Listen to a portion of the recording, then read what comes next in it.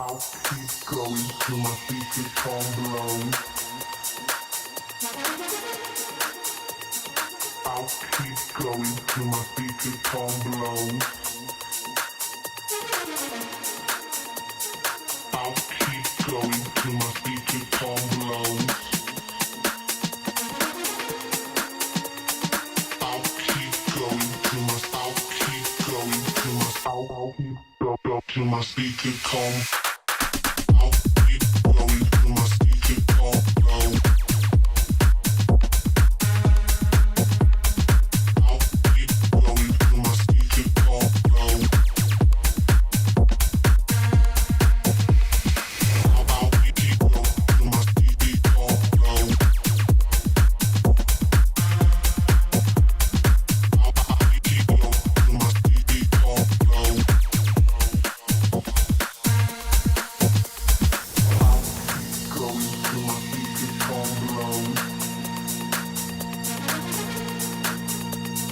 I'll keep going till my feet become blown. I'll keep going till my feet become blown.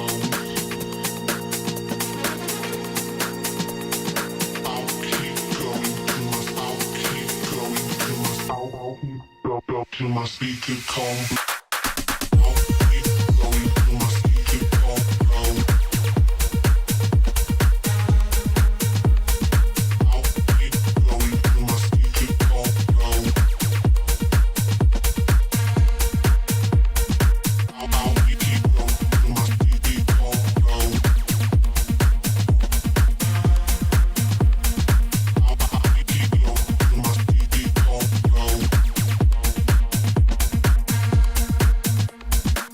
I'll keep going till my feet could come blown.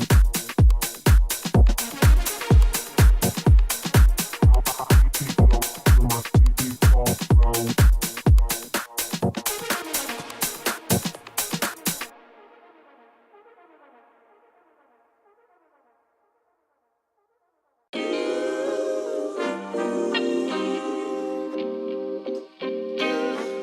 Sometimes you gotta pray for a victory.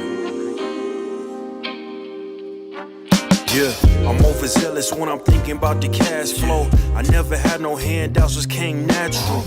I've been tested so much, all these wrestlers nice. All these different situations that I've been through. I seen pain trying to creep in through the window, but now I'm sliding through the hood in a Benzo. You gotta separate yourself just to elevate. I keep some drink in my cup to see through the hate. Sometimes on the road to glory, you gotta press the brakes. I got a lesson plan for all my past mistakes. I swear I'm proud of all my best and my worst days. Proud of all my feet when I touch the ground.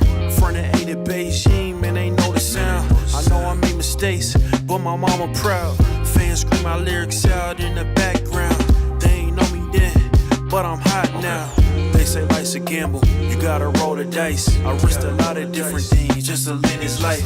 Life down bad, you gotta pay the price. I've been through hell and back just to live this life. They say life's a gamble, you gotta roll the dice. I risked a lot of different things just to live this life.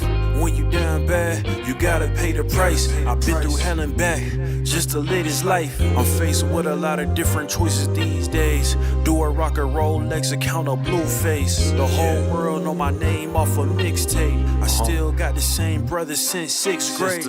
G-Wagon red seats, we on Biscayne. Trips to the Florida Keys, we imported these. Thanking God for the life he afforded me.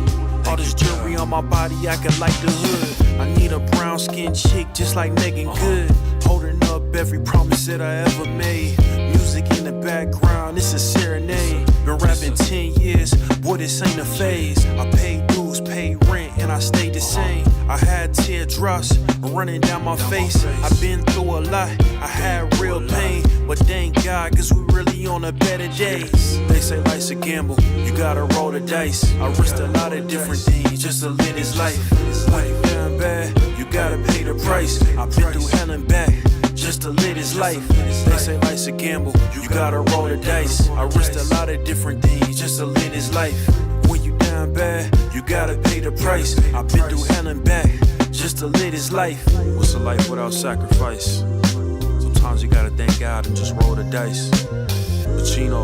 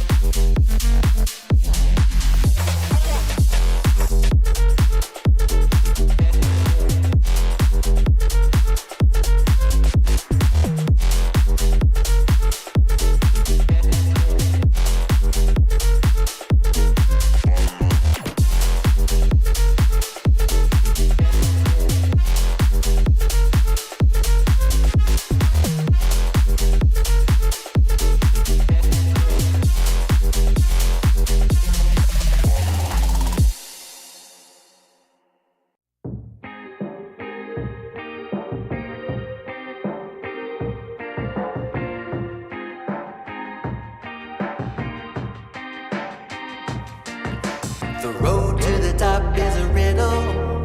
What will be my destiny? Money and fame are awaiting, but not enough is raining on me. Maybe I should give it all up. How much more can I take? Out here singing to the heavens. When I gonna get my break? I can run this town. Oh. I can run this town. Oh, I can run this town. Oh, I can run this town. Oh, how will I get out of the jungle? Everybody wanna stop me. 10 more steps up the mountain. Now everybody's looking for me. Spend my life in the desert till something changed inside of me. Now I'm flying over oceans. Everybody looking at me. I can run this town. Oh, I can run this town. Oh.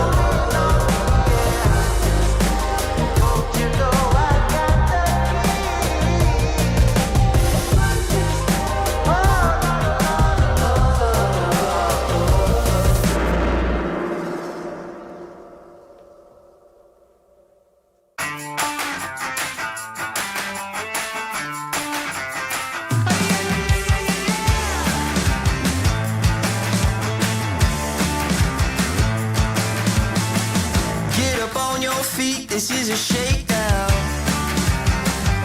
Order up that beat just like it's takeout. Show me you got soul inside those new shoes, and you can rock and roll with an attitude. So good, so fresh, just the way you like it. Just the way you like it. So good, so fresh. You're the new MC, you got the remix. Keep it on repeat, just let the beat kick. Everywhere you go, you bring the roof down. Everybody knows you got your own sound. So good, so fresh, just the way you like it. Just the way you like it. So good, so fresh. Yeah, you like it, the way you like it. Oh, yeah, you like it, the way you like it now. Yeah, you like it, the way you like it. Oh, so good, so fresh. Get up on your feet.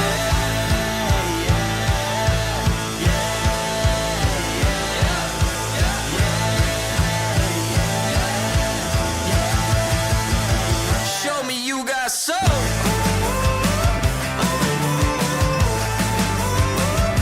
Just the way you like it. So good, so fresh.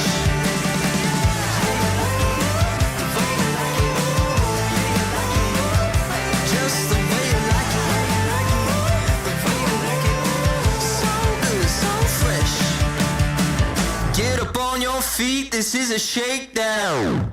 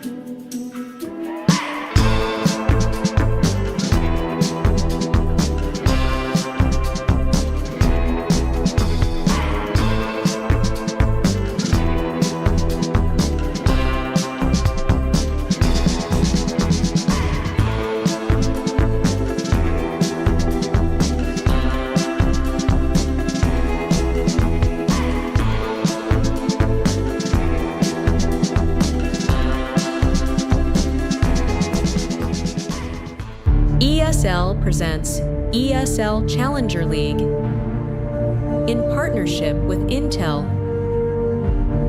Acer Predator, DHL, and Kidia.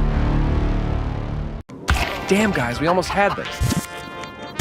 Thank God that's over. Bored of endless matchmaking? Take your first steps towards EPL, experiencing real strategies against teams of your skill. Learn more at fce.gg/EPL. It starts with a dream, with a team you barely know, in an amateur official that feels like the grand final, where practice becomes progress, and every loss feels like a lesson. When will your journey begin? Here's to the challengers, the ones who don't just settle for decent elo, but hunger for something more. The ones who don't just queue for another match, but prepare for war. You can doubt them, overlook them, even count them out, but you can't stop them. Right now, I'm with Dupree, who I can see has got tears. While others play for fun, they play for legacy. This is ESL League, where challengers take their first step.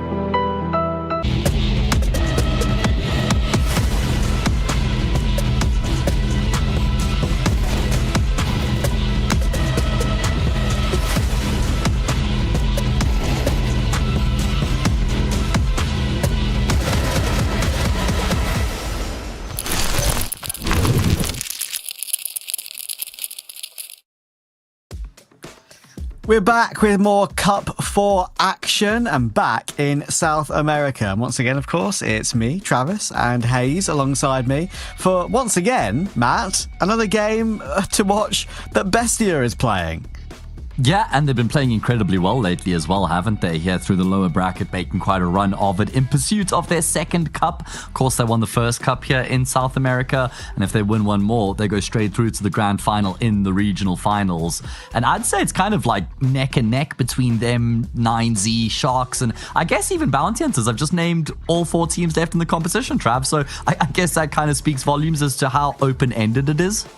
Yeah, I think pretty valid, honestly. And we had a chance to watch BESTIA the other day, like I touched on as well. And they were looking very good, very good. And especially without Luchov. And to our knowledge, there have been no tweets, no information that we can gather about what's going on with Luchov. They will be playing with Lexi again today, who did impress in the game that we saw without a shadow of a doubt. Here's the bracket. The lower bracket, of course, where BESTIA currently reside. Shinden eliminated yesterday by Bounty Hunters. Now, Bounty Hunters will go up against BESTIA in this one. And, Matt, we are big enjoyers of Thomasin. He put in an incredible performance the other day, once again, in South America. But there's another man in the server today that very often plays just as well in this region. That's Pyria. Bounty Hunters will be a test for BESTIA. The strongest test, the sternest test they've had so far in the lower bracket, I'm convinced of it, because they've kind of coasted to this point through the lower bracket so far, but they've definitely going to be running into some stiff competition. Like you say, Pyria on the server will definitely provide a lot of resistance. This guy's dropping 1.32 in the past 3 months. I mean, that must be like, he must be in the form of his career right now. The problem is, like, outside of him, the rest of the team tends to struggle quite a lot.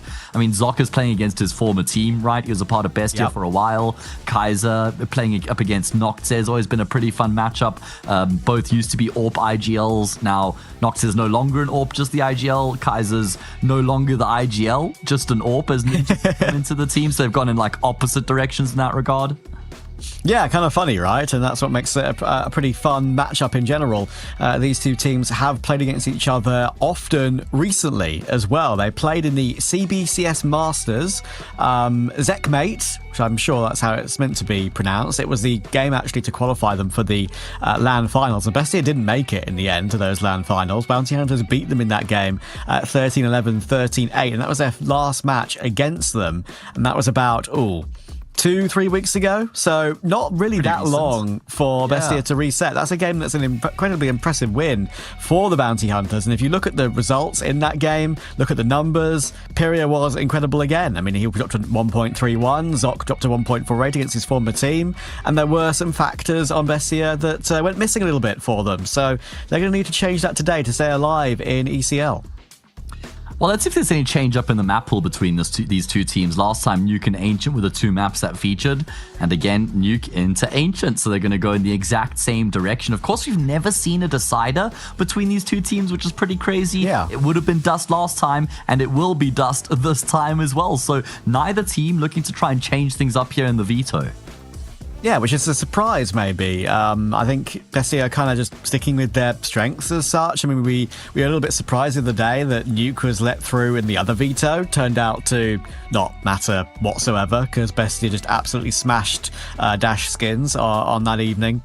But yeah, I think Bounty Hunters is going to be a match for them today, without a shadow of a doubt. And especially as there may be a little bit still of inexperience on the BESTIA side with Lexi playing instead of Luchol, which we believe is the case. Not 100% confirmed yet, but we're 90% sure. Watch Luchov now appear in the server out of nowhere when we go live. But But yeah, like, I think the one thing for me is the form of Pyria. We all know about Thomason. We waxed lyrical about Thomason the other day, talking about maybe how he's the best Argentinian player of all time, talking about him with, kind of up against Lucan for that award, maybe. But Pyria, like, we were convinced when we saw him coming through on our Plano and the original Bounty Hunters stint he was on, that when he moved to Fluxo, that was a slam dunk. That was going to help Fluxo really push forward to the next level. And sure, Fluxo have now made a major, right? They're actually going to be playing in Budapest. It's a pretty decent achievement for them. But he's been flip-flopping, Pyria. He was on Bounty Hunters, he went to Fluxo for a couple of months. He went back to Bounty Hunters for a month, came back to Fluxo. Kind of lone, going back and forth. Then, from Fluxo, he's gone back to Bounty Hunters again, back to his original home. So it makes you wonder, like, he's got a happy home here, but it makes me sad that he's seemingly not able to take that next step up in South America. Yeah, it's like a Brazilian Zelo. Brazilian Zelo, that's it, because Zelo's done that with Nexus, right? Nexus into Ecstatic first, then back to Nexus, then to Sprout afterwards. So done something pretty similar in that regard with 3 stunts in the same team. I just don't think we've ever seen Pyria looking this good before. I mean, I know he's always been very good, but I think he's actually even better than what we've seen from him before, because now he's actually getting some experience, and it's not just that raw, crazy firepower mechanical ability, but you add into some good decision making into the mix as well with that experience, and you're getting a well-rounded superstar. I just think in that Fluxo team, I think Art is a very systems-based IGL. I think you've really got to check the boxes as to what he wants you to do within the round. And Pyria is a dog that you got to let off the leash, man. Let him run wild into the field and do whatever he wants, because he's that good. You give him that liberty. Yeah, it's fair enough. If you do look at the roster changes that Fluxo made, though, and look at the choices, and like, okay, we're taking Desenchi and Lucauzi. 2 very, very good players. Sure, how they play with each other has always been a question mark, and that's maybe the reason why Fluxo are yet able to take the step into EU. But they have made the major, like I said. But that's not the conversation for this evening. This is the pistol round. This is ECL. This is the South America lower bracket semi-final. Cassin is knifing a smoke to stop them from going down that vent, or at least trying to break it anyway, as we look to maybe pop in toward ramp here for Bounty Hunters on this first round. Counter flash is brilliant. Timo is set up for that one, but there is some presence outside, and Zoc is going to distract them, not checking the close angle though. And BESTIA are holding on pretty well. Pyria will answer back for 1, but Noxie finds the trade, and a very quick trade on the final player as well. Noxie with 2 headshots, making it 3 in total. And Lexi, still in the server, as we mentioned. Yeah. Thought it would be the case, with 1 kill as well. I'll tell you what, he's had a good couple of games for the main team, hasn't he? Because you and I got to see him for the first time 2 nights ago against Dashskins, and he performed probably above what our expectation would have been for an Academy player who'd only played 5 or 6 games, 5 or 6 HLTV officials for the Academy team. And yesterday, he had a good performance as well, Trav. He didn't have like any maps where he disappeared. He was reliable in important moments as well against crew. So yeah, I've really liked what I've seen from Nexi so far. I did tweet at the BESTIA team asking them why Luchov isn't playing. I said, Mr. Admin, if we could get some info as to why Luchov isn't playing, it would be much appreciated. And I've now received a DM from a source I will not name, who has given me some info on what purportedly could be happening with Luchov. Okay. Do I leak this, Trav? Oh, that's a tough one. Ask him. Ask him if it's okay to say on broadcast. Oh, wait, there's actually a Dust 2 article on it. Oh, okay, say it then. So then it's fair ball, right? Free game at that point. Apparently, they're considering adding him to 9Z. Okay. All right. Now that's interesting. So that's what's going on here. That's something that I've missed out on as well. Yeah, obviously I keep up to date with Dust 2 US and all the other Dust 2 sites, but the BR one, considering it's not in my language, obviously. Yeah, I've literally had to use Google Translate here to translate the article, and apparently there we he go. would replace Urbano on the team. Okay, that's kind of sad for Urbano because he's kind of new to the team, but still, yeah, I mean... It does make sense. It does make sense, and honestly, if there was one organization that Luchov was going to switch to, considering he's spent over 2.5 years on Bestia, one of the core 3 that has been on the team for so long, right? You probably go to 9Z, another organization that is renowned for using and bringing up lesser South American regions like Uruguay and Chile and stuff like that, right? And Argentina, one of them for sure. So would be a cool change, but would be kind of wild. Great double nade in this opening gun round, by the way. That's insane. Pyria not able to get into the match yet. And this is a bonus round here for the CT side as well, and they've already been able to remove the crown jewel here from Bounty Hunters' T side. Pyria just gets blasted out of the round by the nades. We'll tag back onto that conversation because I think there's quite a few angles to go with that one. But an important round. Bounty Hunters looking to open up. They're going to deploy the wall of smokes outside, but they don't intend to use the smokes. Instead, they shift their focus inwards.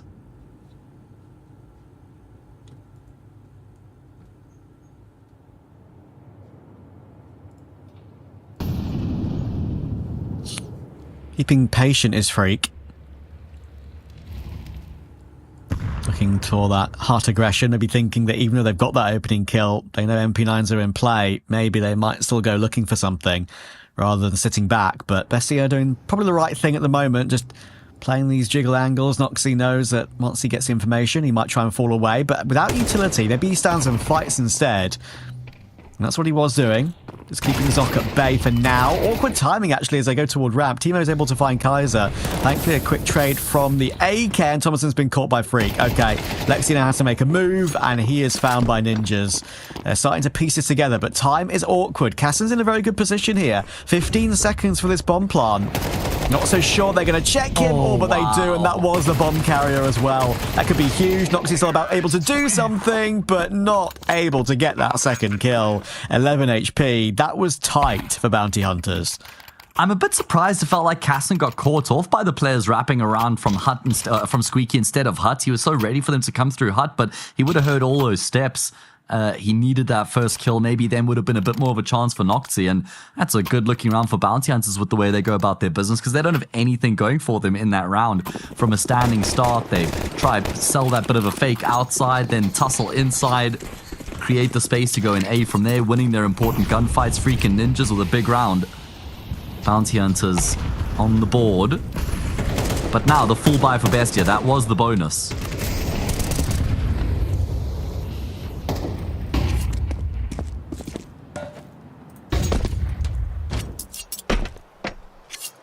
More quick 1-for-1.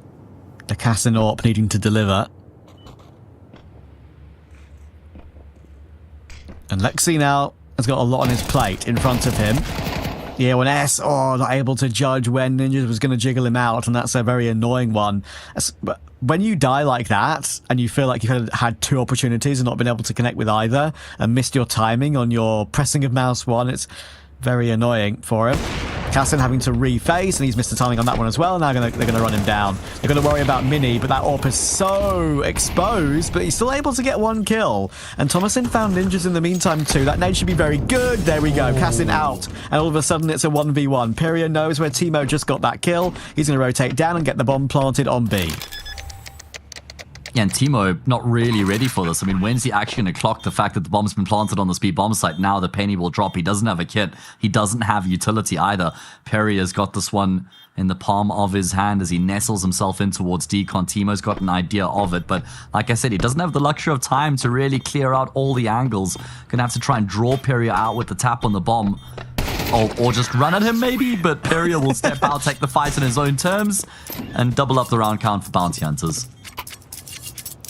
That's Superior, we know. Already starting strong. Yeah, Trav, I feel like this is the one game where Lexi could become exposed because... Fair enough. First series was against Dashkin, second against Crew, obviously respectable names, but neither of them at the level of Bounty Hunters, and now you got to play against guys like Perrier, Zoc, Kaiser, even Freak as well. This could be the most difficult game of his career, actually. Notably not a very long one, but still nonetheless. Kaiser trying to hold on for the Khalil against the anti-eco rush. But of course now Bounty Hunters know exactly what's up. And they'll maneuver. Noxie's killed Lexi somehow with the USP in that madness, saying, "You're not ready for the main team yet, boy. Get down." I'm joking, of course. I like it. Just an like accident. the fire. Spam the bodies, type in chat, try get under his skin, because you know that he's going to be sweating bullets coming into this one.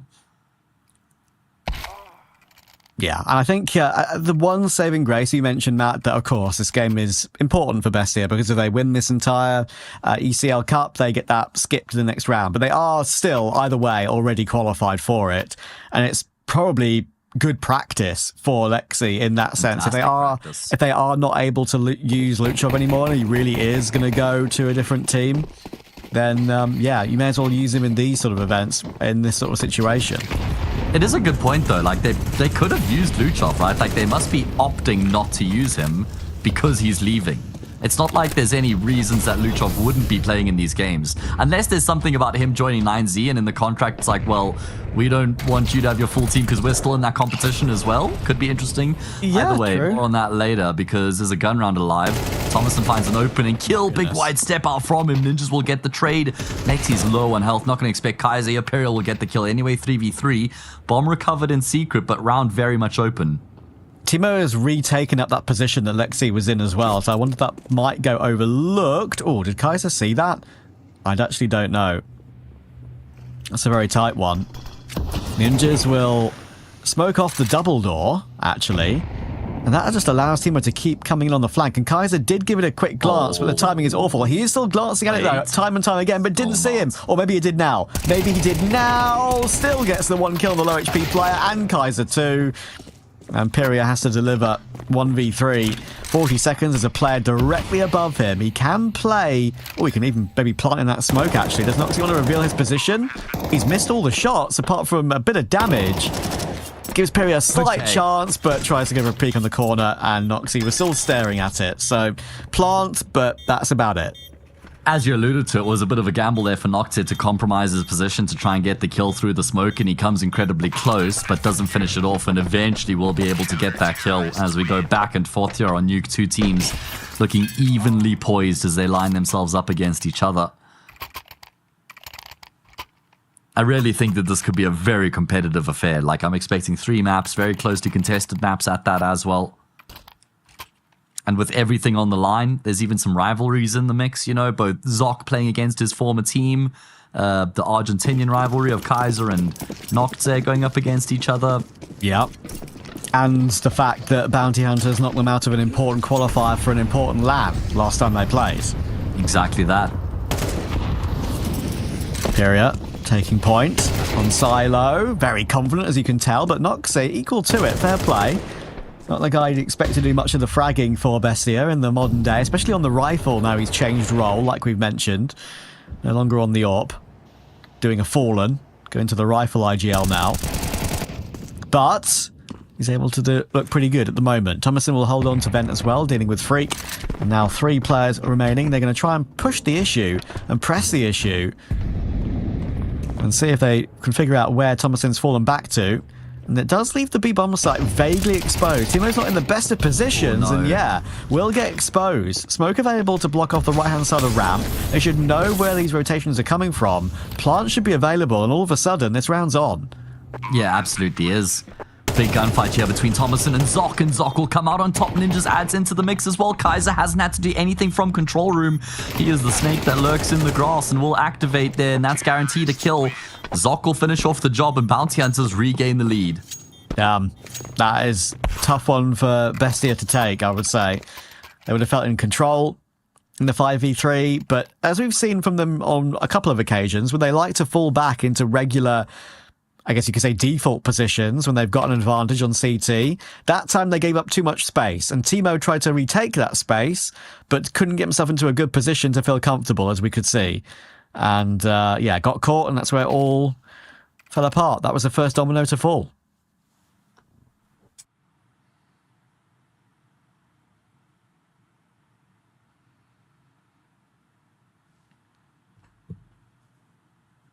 And that means Bounty Hunters should be able to now extend their lead to 2. Bestia with a full eco. Thomason yet to get going. He was in sublime form yesterday, as he was on the day before that when we were casting him against Ashkins. And Trav, and they've decided to go all in. This is actually a really big moment in the first half. If they lose this Force Spy, things can get out of control quite quickly. Matt, I'm seeing an over. Am I okay? Yeah? What? Wait, you're seeing a what? A Nova. Oh, yeah, I know. I know for what you mean, bro. And I don't know for why he's done that. Right. Okay. I need to mentally reset from that one. Cassin has managed to got that scout. And honestly, this scout could be pretty dangerous. One of the more dangerous weapons on the server, actually, at this point, I feel. Especially outside on Nuke. And Thomason... Okay, the Nova's got a kill. He was in secret, I believe. He's got 2. Oh my goodness. That is more than you could ever have bargained for. Not see you, naughty boy. Getting away with that is insane. Criminal. And money in the bank too. Maybe overextend looking for the 3rd. Yeah, heaps of cash at the back of those 2 kills. $1,800 banked. And a man advantage at that as well. I don't think he'll care that he overextended, to be fair. You say that, but it wasn't entirely necessary. I know you got the 2 kills, but has kind of cancelled out some of his heroics a little. You could argue that trying to maybe push forward and grab the rifle would be worth it in that situation. You already found 2 anyway. But yeah, okay. It's getting worse. Zoc's been tagged with that scout down to 10 HP, but Pyria knows that that scout is not really in the best of positions to stop the bomb plant on A. Sees the outside player, Bo, and Lexi tries to fly up the ladder to trade. That will not be working. Pyria is too aware, and all of a sudden they have the man advantage. 3v2 on the site. Bomb is down. Freak and Zoc are playing off each other pretty well. Cassim will wallbang him out the round though, so it's going to have to be Zoc. And he swings to take the kill. Cassim looking for more of those tags, and 2 kills is what he needs. Unfortunately, even though they're so low, they are not giving him a thing. Without a kit, Bounty Hunters are going to force their 5th round. Pyria will catch him in the side. He's already on 10. Do they do it again? Do they just roll back the Force again off the back of doing as much damage as they have? Because that was the school of thought in the previous round. No. Could just dig yourself into a deep hole if you do just persist with those Force Spies. No need to here. You can get a bit of a half buy going. Upgrade a pistol, some armor as well. But Bounty Hunters are alive and well. We build this as the Pyria versus Thomason show, and so far, only one of those 2 have shown up. Yeah, I think it's, we see Thomason absolutely farm these lower tier South American teams, right? But even though, obviously, he did play very well against Bounty Hunters last time he played against them, it's a case of, well, every game is different. Pyria is a tough cookie to crack. I'm still only 23, by the way. I know you've always you like to mention or make me guess ages, right? Yeah. Pyria's been on so many teams in his career, dating back to 2019. Lots of low-tier South American teams. Imperial before they were relevant. Keyed Stars when they were still existing in the scene back in 2020. Daytona, Furious Academy. And, yeah, it's still got a lot of his career ahead of him. Absolutely, and I reckon he's going to be one of the names that in 2 or 3 years from now you'll see on the bigger stages of the game. I fully believe that, and he'll be lighting up the bigger stages of the game as well, right? With his play style, just dropping everybody's jaws. Maybe he did. I fully believe that. I really do. I think that's the trajectory he's currently on right now. It's just unfortunate that he couldn't get it with Fluxo at first time of asking, you know? You can forgive him for that. Yeah. Not every player can take to tier 1.5 and tier 2 like a duck to water, but I think he has to learn a thing or two about playing within a heavy systems-based team. because almost all tier 1 teams are, right? That's fair, valid. And I think he does his best work where he's got that license to break out of the mold, be that X-Factor player.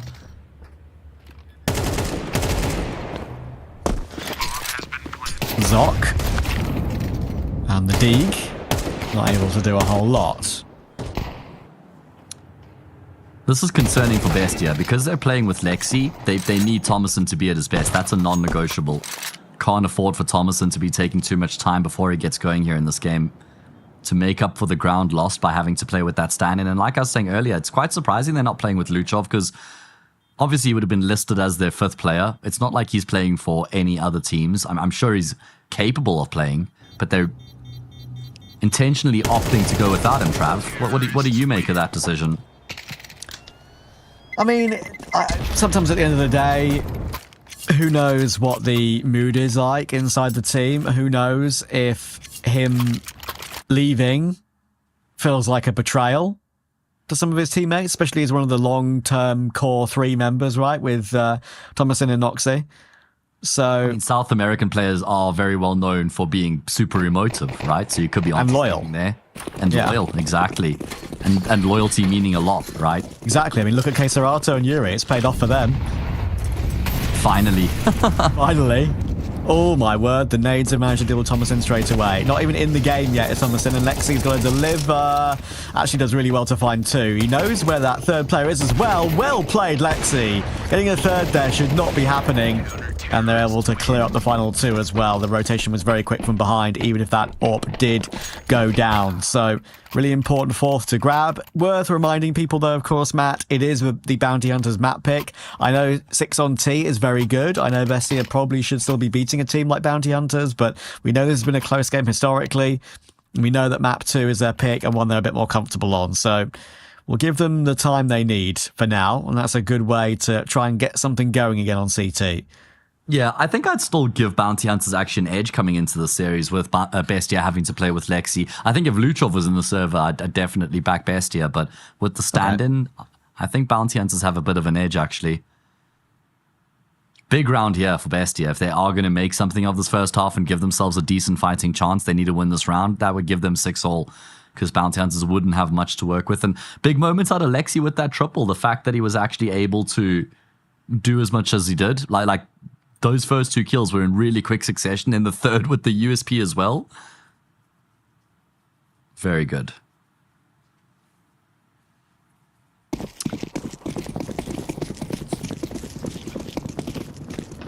Yeah, I think you can feel overwhelmed when you're a new player, an academy player, desperate to impress in the main team in this sort of situation. You can kind of go above and beyond on occasion in those moments, but he did everything right while going above and beyond in that situation. A little bit whiffy on the 2nd kill, but he didn't let it phase him. He knew the 3rd player was already out onto the site, and Zoc had no clue that he was about to get cleared by that USP. And yeah, I mean, important gun round here. If we mentioned it already, but if Bestia are able to win it, that would put Bounty Hunters on pretty low money. 6-all could be on. Conversely, could still suffer an 8-4 halftime scoreline deficit if Bestia don't make this round work. So, game still on a bit of a knife's edge. Casson just trying to get info before he commits to any gunfights with his AWP, but now that they've located him and secretly decides against it, just falls back. Ninjas is going to go down to Noxie.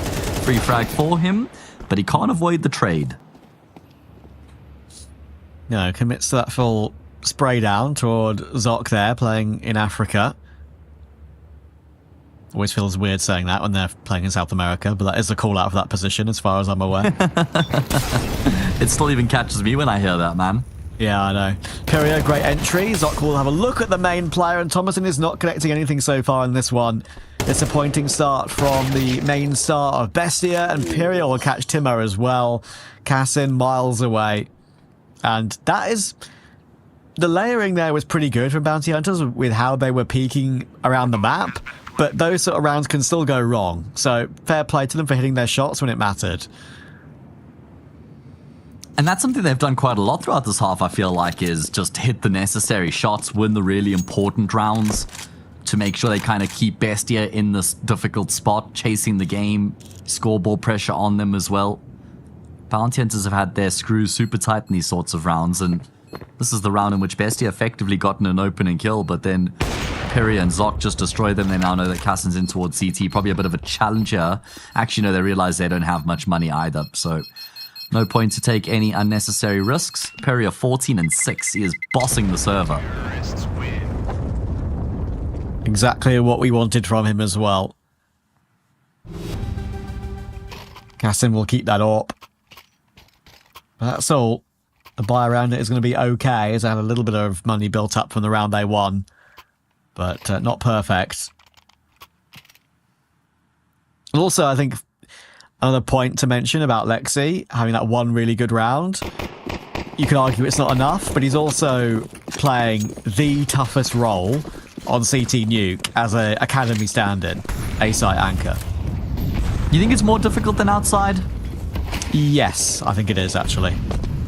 Okay, I think it's debatable, but he's definitely in a very tough position. I don't think there's anywhere that's easy to play on this map. Like, you can't hide and ramp, that's for sure. Outside probably requires more experience to play outside, but you're right, to deal with those explosive hits on the A-bomb side is very, very difficult. I think I would class playing A anchor on Nuke like playing B anchor on other maps, which is why I kind of equated the two there and said it was probably one of the toughest positions.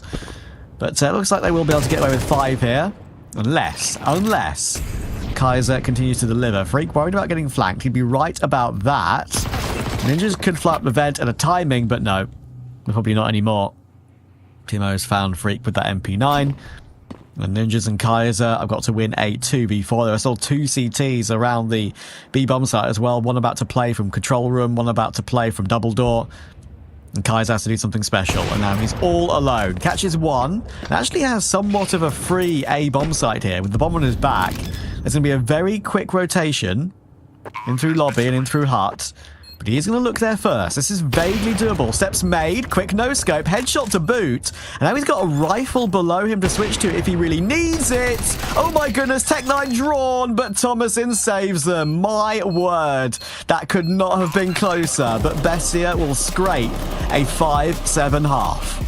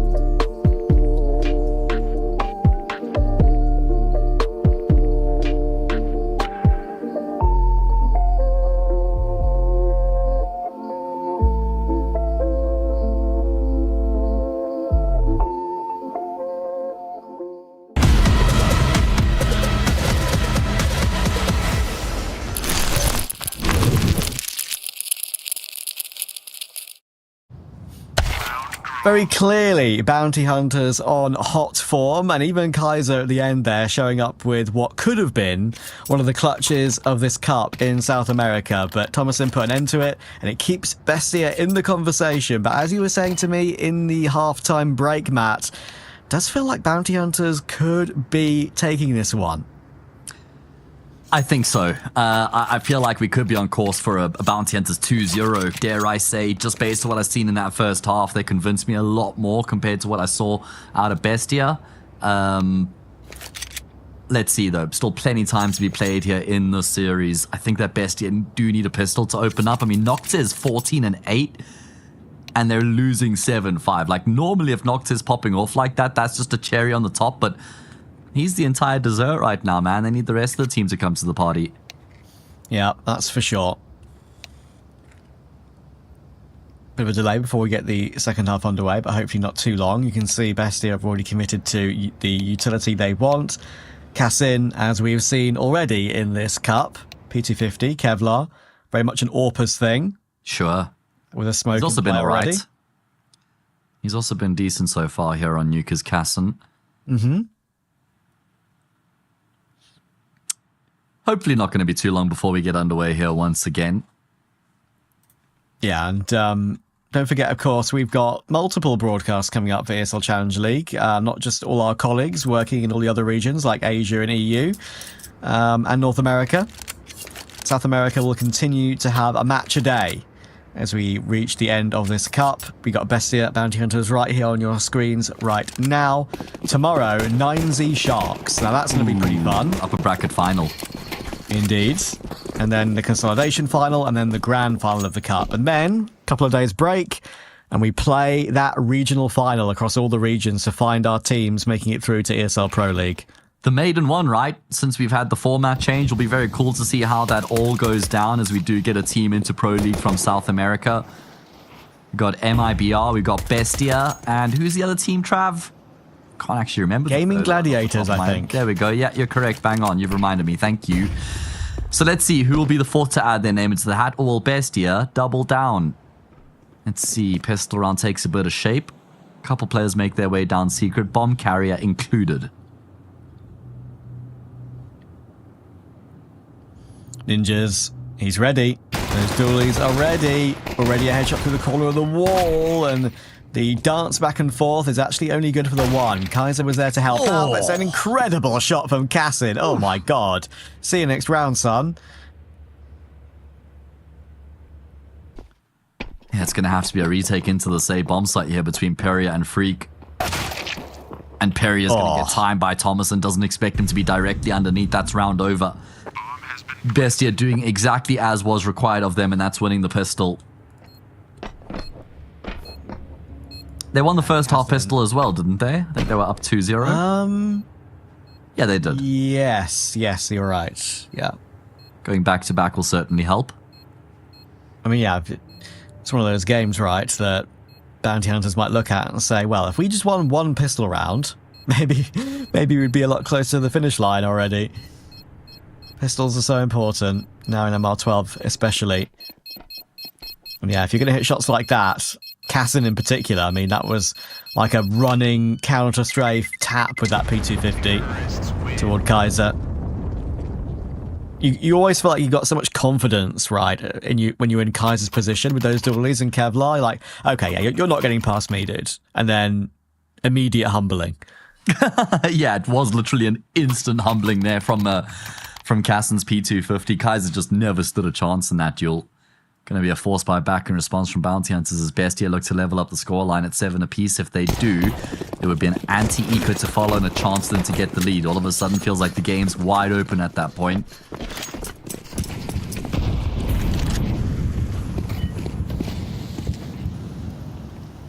Indeed. A wide selection of weaponry on Bounty Hunters. FAMAS, UMP, MP9, Deagle, 5.7. No one weapon is the same. Well, no two weapons are the same, should I say. A full spread. As they spread themselves out across the map, Ninja's looking for a timing. He has a path through the smokes down secret. He's going to catch Kasim with his back turned. Kasim feels like he's maybe been sold down the river a little bit, but now it's Nox's turn to make a nuisance of himself as he finds a favorable timing, but Ninja has spotted him. That's so awful. Although Nox gets that kill, Freak should trade, and he does, but trades are the name of the game. That back and forth was kind of insane with them. With both teams catching each other in the back time and time again in that little duel around Mini and outside. Ninja's parting through that smoke not once but twice. Pyrrha needed to hit that headshot though, and he will go down. It is a bait in to get Kaiser into position, but it's a UMP at mid-range. Not exactly something you'd want. Bomb is still outside. That's why they're going back to face this. It's been dropped there for a while. And now Timo very low. Now 25 seconds on the clock too. It's a good smoke that will keep Kaiser at bay. But where is Zoc? Can he really get himself into the game here, into the round? That he could fly up the vent on a timing, but you'd think they'd be watching for it.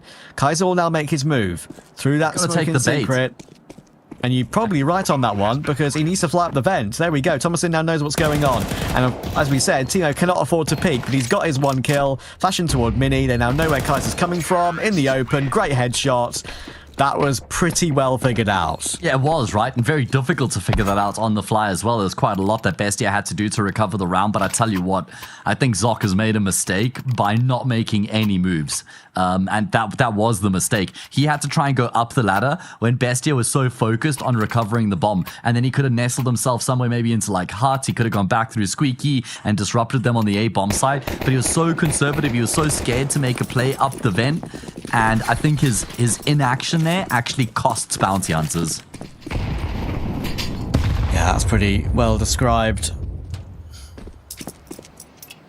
Now a chance to gain proper control of the T economy for Bestia. And Bestia are in a... Oh my goodness, okay. Maybe I'll come back to that later, because Pyrrha hitting a tasty dig. Still the top fragger for his team. And Thomason will be using that molly in the right position, that's for sure. Been able to get away though as ninjas, not Pyrrha unfortunately. I'll get pinched upon. Now Zoc toward ramp with his dig. An AK charm on a dig, how dare you? Sacrilege. Something about Uruguayan players and playing ramp. Timo doing it for Bestia and Zoc doing it for Bounty Hunters. Yeah. It is nice. I've always mentioned it that I think it's really nice to have more South American regions playing CS, right? Ninjas. Yeah. Hang on. Again, could be a conversation for the round out of absolutely nowhere. It's a 4v3, and there are 3 players on this A side. Surely they can bait each other in here. Do they expect another one back silo? Surely they don't, and they look for it, but Freak still gets the kill, and another one on Lexi. Oh, Lexi, you needed that. And they're all going to collapse around them. Oh, dearie me. Well, disaster has struck. That's worst case scenario for Bestia, who are looking to fight back on the T side. They win the pistol. They convert against the Force in very challenging fashion. And also they lost 3 players against that Force spy. So now losing to the Eco. Look at what that does to their money. They're going to have to save. Bounty Hunters have just been offered a massive let-off by winning that Eco round. And I love the layers on the A-bomb site there, as you describe as well, just set up so perfectly, catching Bestia off guard. I mean, actually, Freak was cleared. You were right. It's not like he gets that first frag for free, and somehow he comes away with 2. I know. And the fact that it's Lexi, unfortunately, as well, not able to trade that.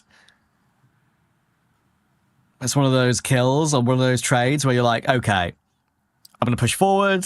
I can see you're pushing forward. I'm behind you. I'll trade you.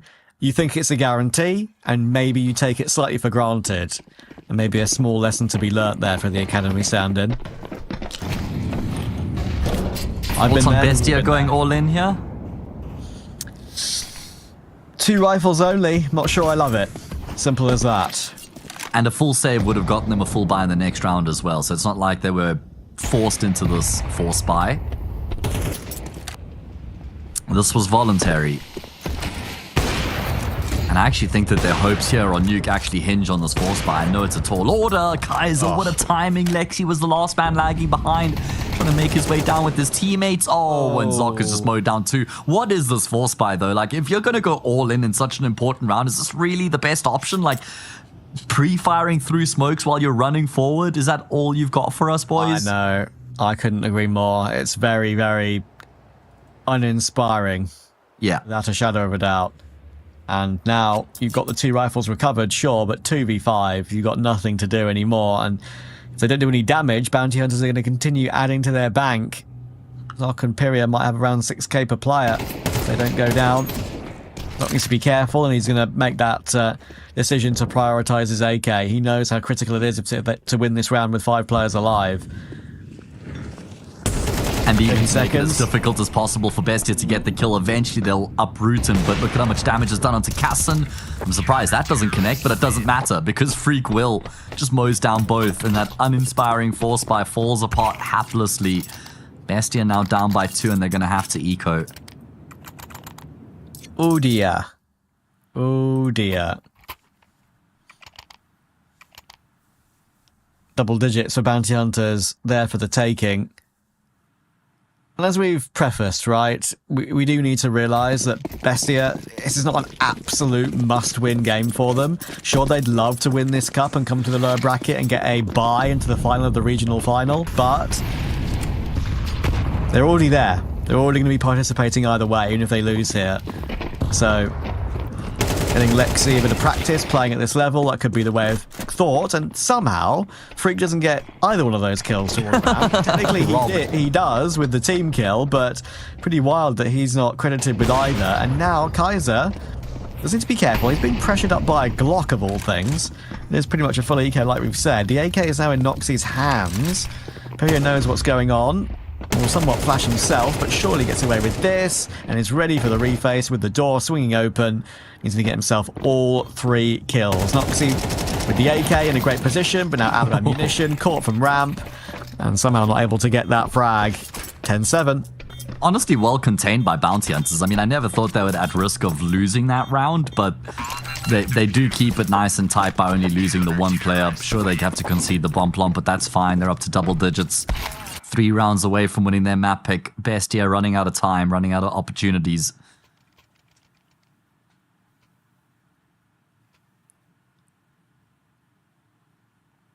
Like you say, not a huge amount of pressure on Bestia in this game, in the series, in this tournament, because they've already booked themselves a spot into the regional finals. What an untimely moment for them to not play with Luchov, because if they go into those regional finals without Luchov as well, they don't have a chance. Like, I think it's that simple, honestly. Yeah, I mean, as you've said, MIBR, strong favourites, for sure. Lexi peeks on the headshot angle on Silo, gets punished. Kaiser is keeping a very close eye on that, and an immediate headshot will follow. Zoc, oh no. My word. Thomason gets his 1 kill, but somehow they're not able to trade anything outside. Teammate will get another, but he'll be overwhelmed by the combination of the flash from Pyria and Zoc with the AK. It's all falling into place. Bro, Pyria was on top of the garage roof there. That's how he's able to peer above the red container, peer above the smokes, and then help Zoc out like that, because Zoc should have been dead ages ago. He doesn't actually even die. 11-7. Bestia on the brink of losing this map. If they had Luchov, I fancy them in the regional finals against MIB. I'm not saying I think they're the favorites, but I think they have a chance. Yeah. So it really is just like untimely that they've had to go through this this situation. Anyway, it is what it is. I'm really excited to see MIBR actually in that regional final with Kicker and Klim. It'll be fun. It'll be very fun. Hopefully we get to cast one of their games, because we'll do one of the 2 semi-finals and then the grand final. I believe so. You'd think we will. And yeah, it's definitely a fun conversation, that one, with Klim involved, with Kicker. They've already played one event, obviously, but Klim's being a new player. No. Ninjas was so confused. Ninjas was so confused, and Pyria just saves his life. That's insane. Ninjas even looks at him like, thank you, I guess. I should be dead. And now he can continue to affect the outcome of the round. He's gotten a kill, 5v2. This T side just falling apart at the seams. Bestia crumble.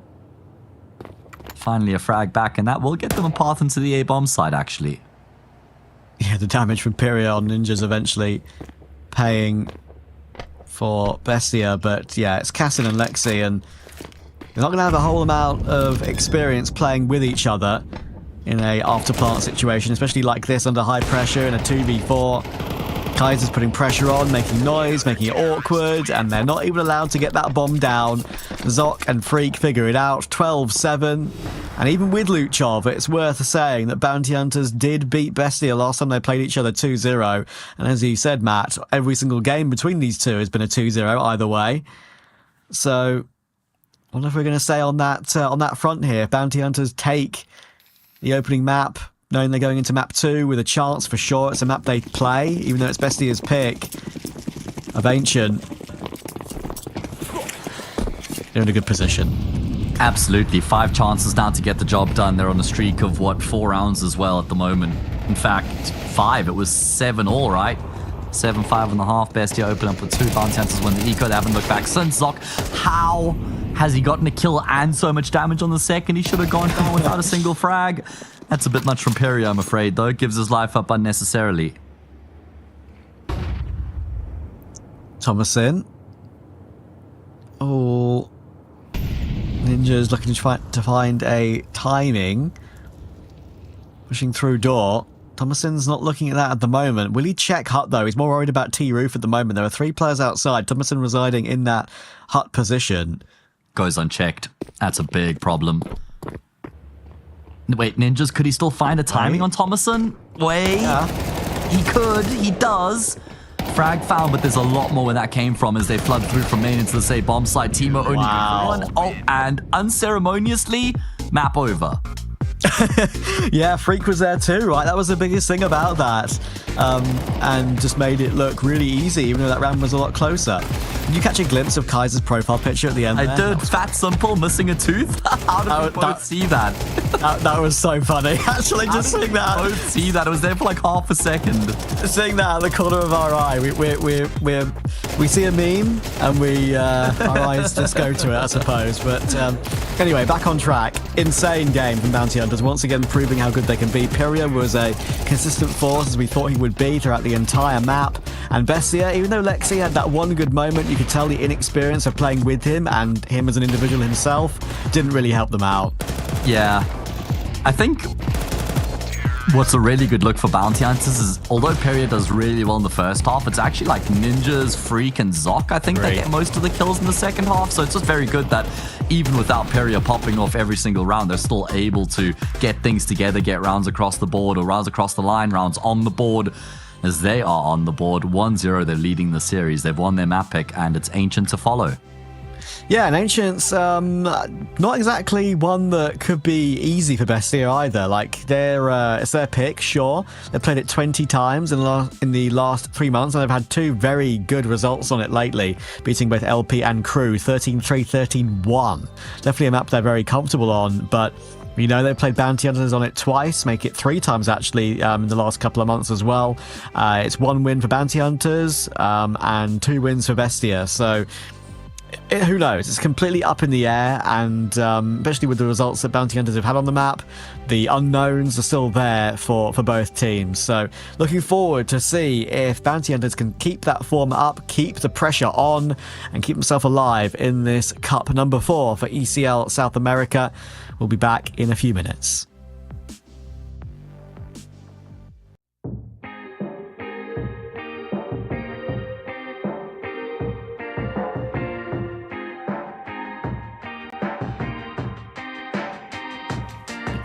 The road to the top is a riddle.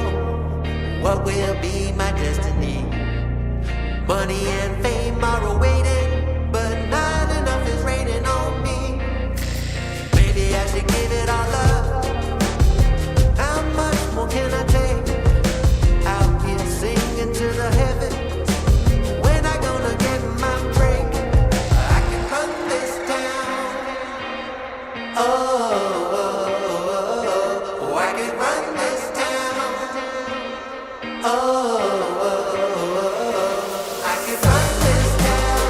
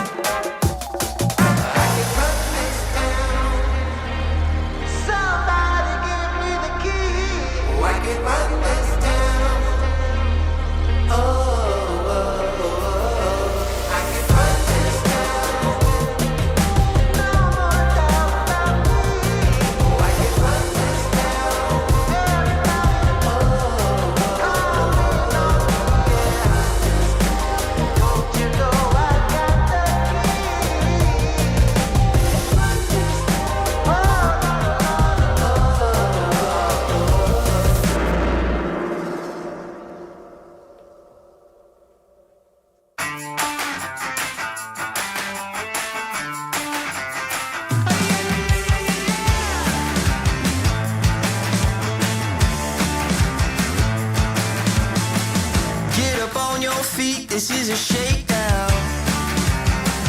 Order up that beat just like it's takeout. Show me you got soul inside those new shoes, and you can rock and roll with an attitude. So good, so fresh, just the way you like it. Just the way you like it. So good, so fresh. You're the new MC, you got the remix. Keep it on repeat, just let the beat kick. Everywhere you go, you bring the roof down.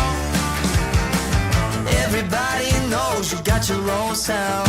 So good, so fresh, just the way you like it. Just the way you like it. So good, so fresh. Yeah, you like it, the way you like it. Oh, yeah, you like it, the way you like it now. Yeah, you like it, the way you like it. Oh, so good, so fresh. Get up on your feet.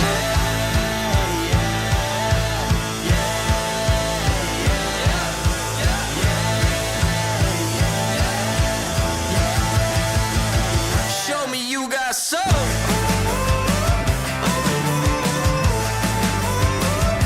Just the way you like it. So good, so fresh.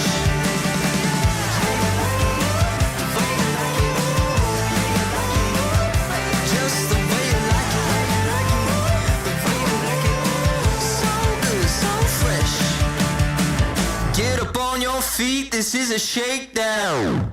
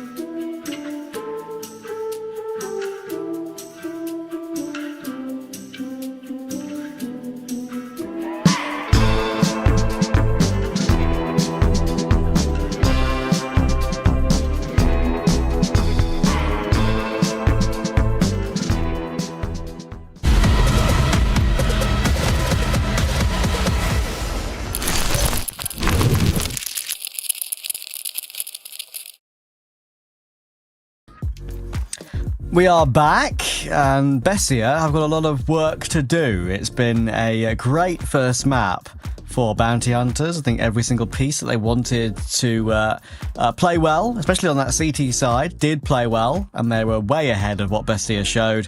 Now it's BESTIA's pick, though, Matt.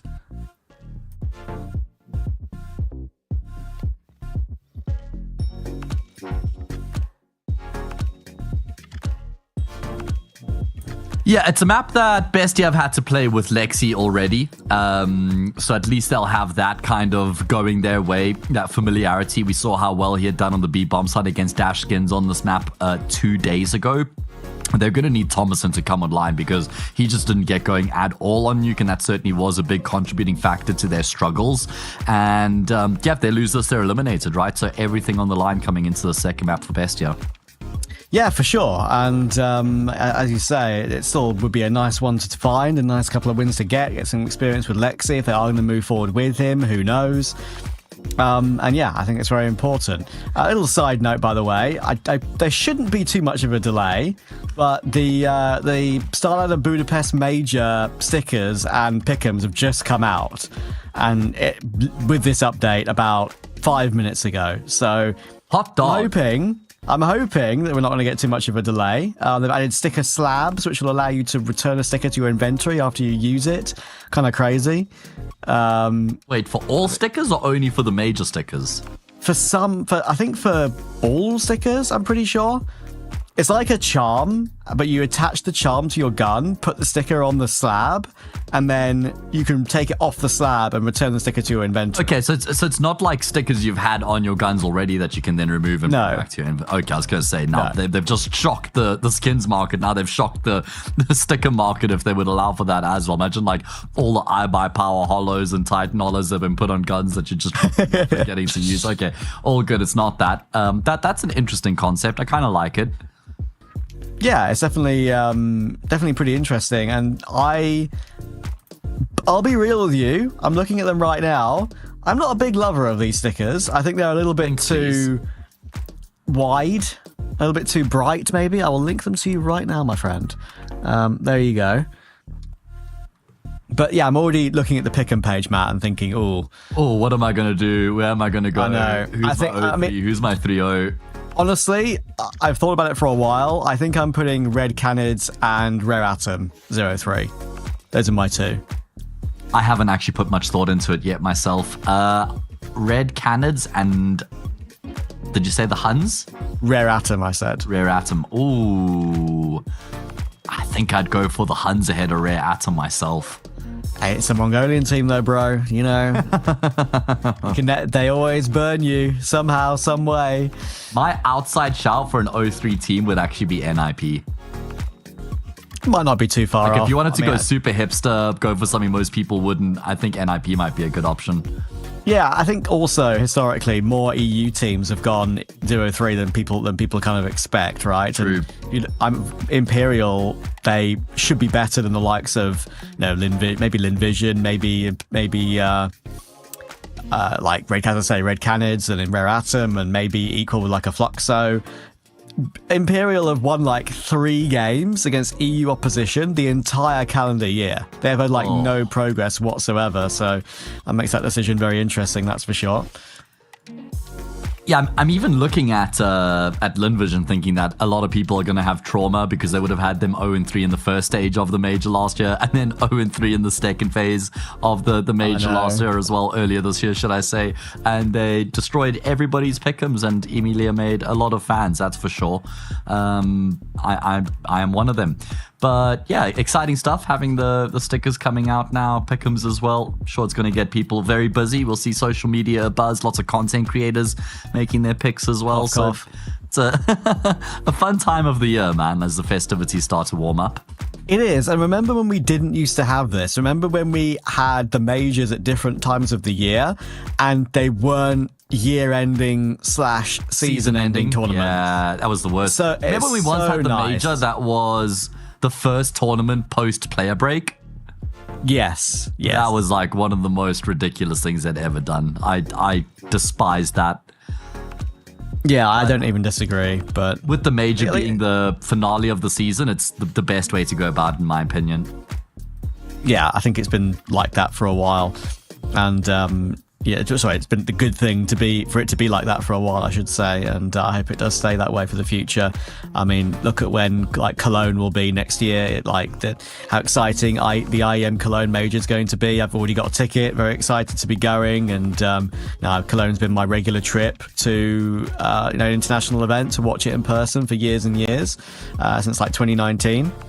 And for it to be a major now, incredibly exciting, and also at the right portion of the year, to make it probably one of the most anticipated events for a long time, I would say, because everyone knows how damn good Cologne is, and for it to be a major finally, when people have been asking for that for years, first ESL major since IEM Rio, 4 years gap, it's about time, and it feels right, you know. I'm excited for it. Like the fact that you've already got that esteem of Cologne and now you're throwing into the mix that it's a major as well. Like that just takes it to a whole nother level that I didn't even know existed, right? Transcends to God tier tournament, basically. Exactly. Not even joking. Maybe this is a bit soppy, but it just shows how much I care about it. But when that was announced in the arena and I was there, I was quite emotional. I got goosebumps, quite emotional. I love that.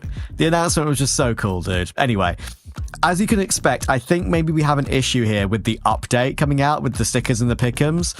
So we need to go to a break, unfortunately, to get every player updated, get the servers updated. And when we're back, we'll get into Ancient.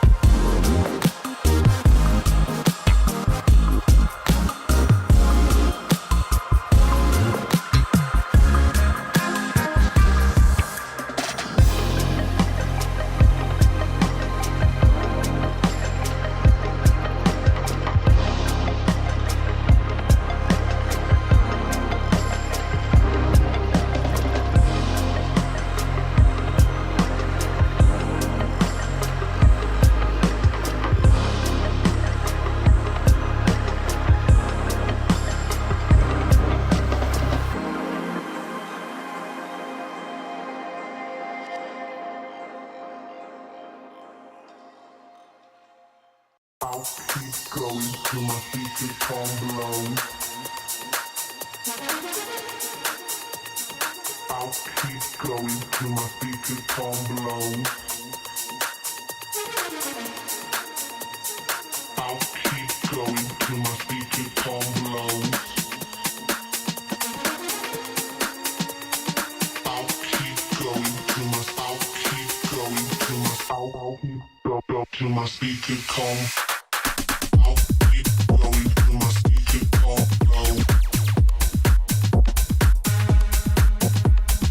I'll keep going till my speaker calm blows. I'll keep going till my speaker calm blows. I'll keep going till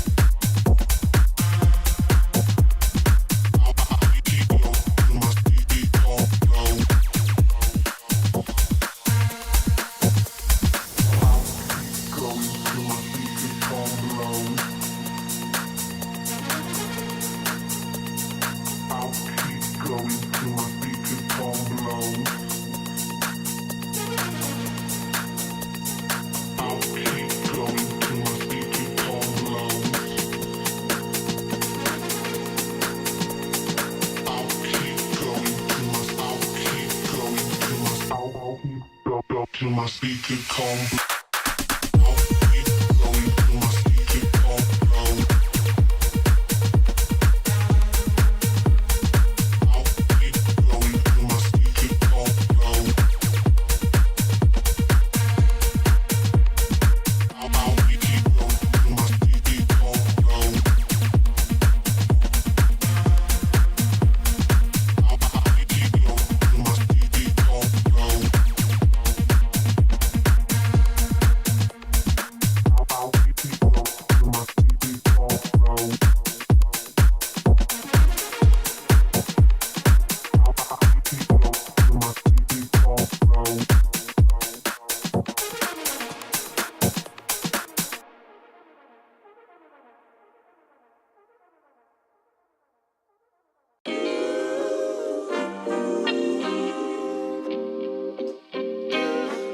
Sometimes you gotta pray for a victory.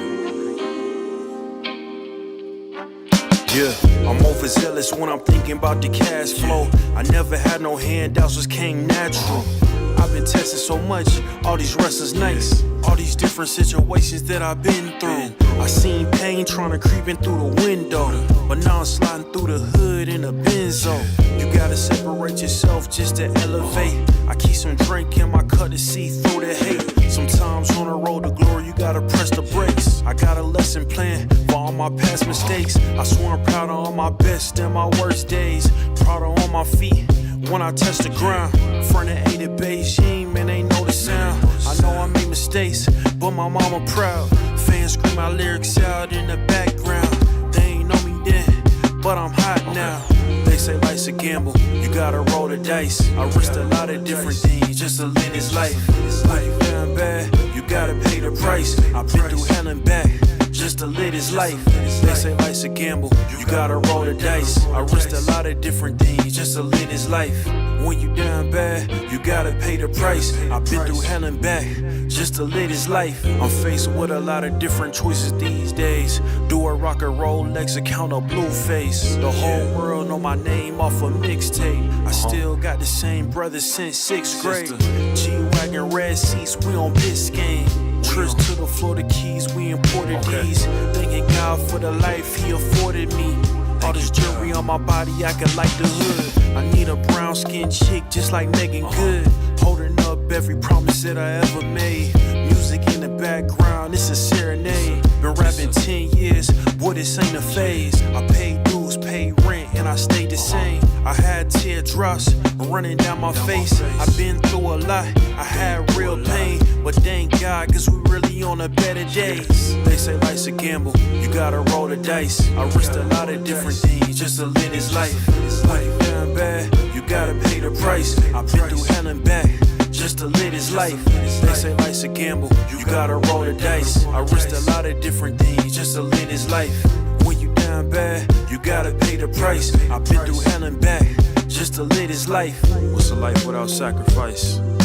Sometimes you gotta thank God and just roll the dice. Pacino.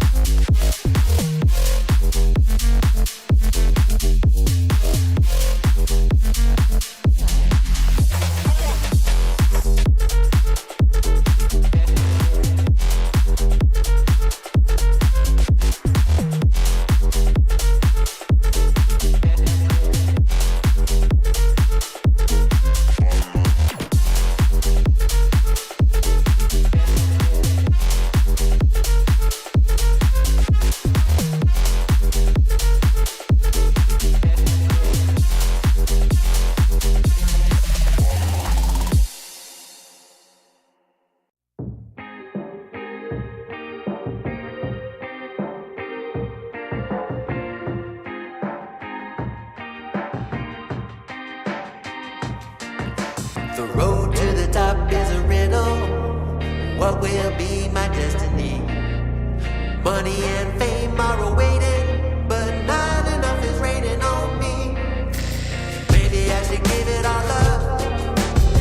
How much more can I take? Out here singing to the heavens. When I gonna get my break? I can run this town. Oh. I can run this town. Oh, I can run this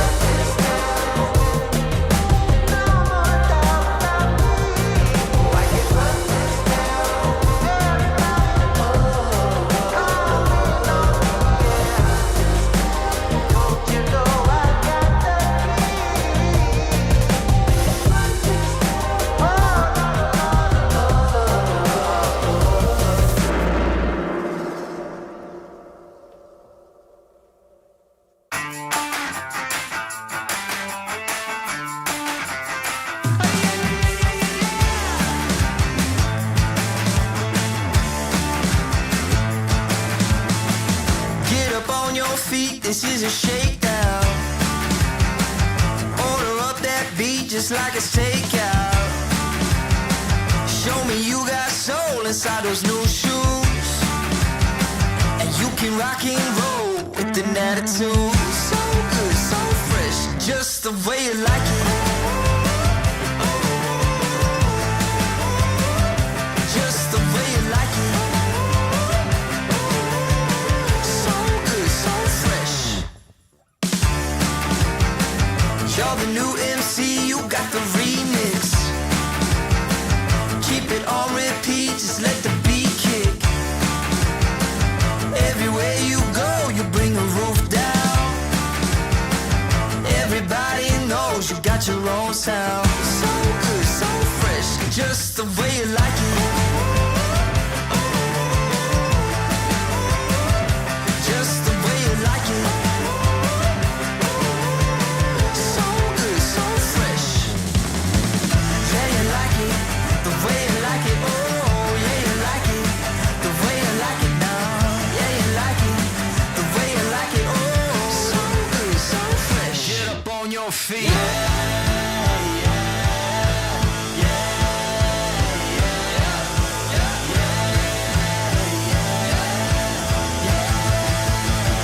Show me you got soul.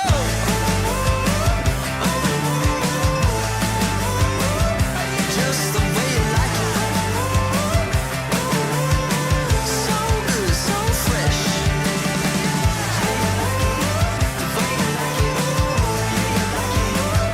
Just the way you like it. The way you like it. So good, so fresh. Get up on your feet, this is a shakedown.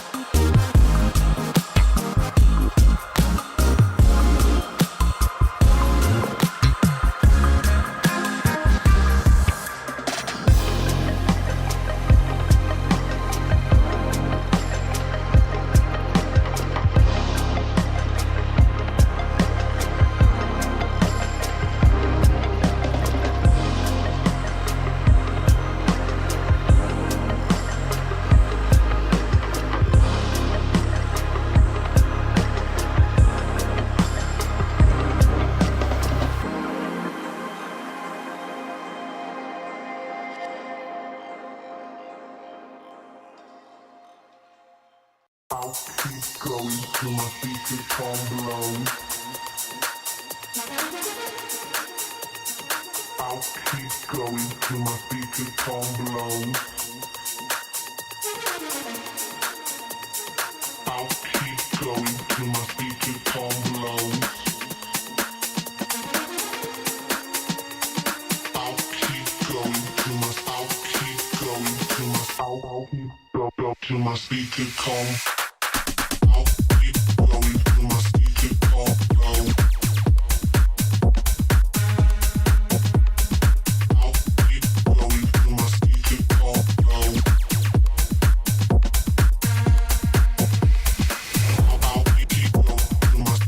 I'll keep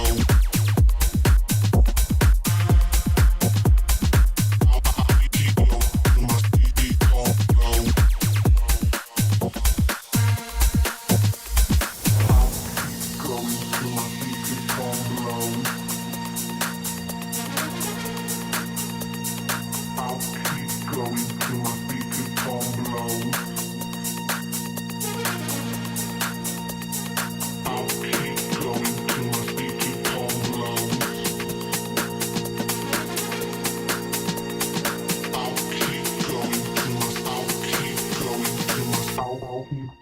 Till my speaker come. I'll keep going till my speaker come low.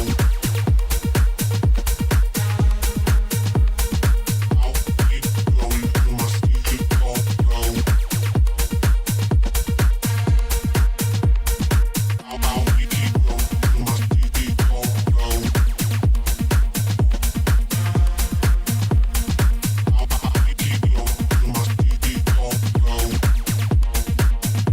going till my speaker come low. I'll keep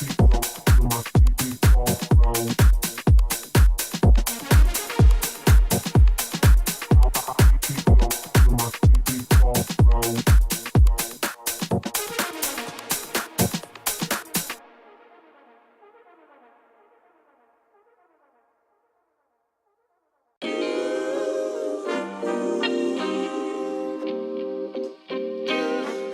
Sometimes you gotta pray for a victory.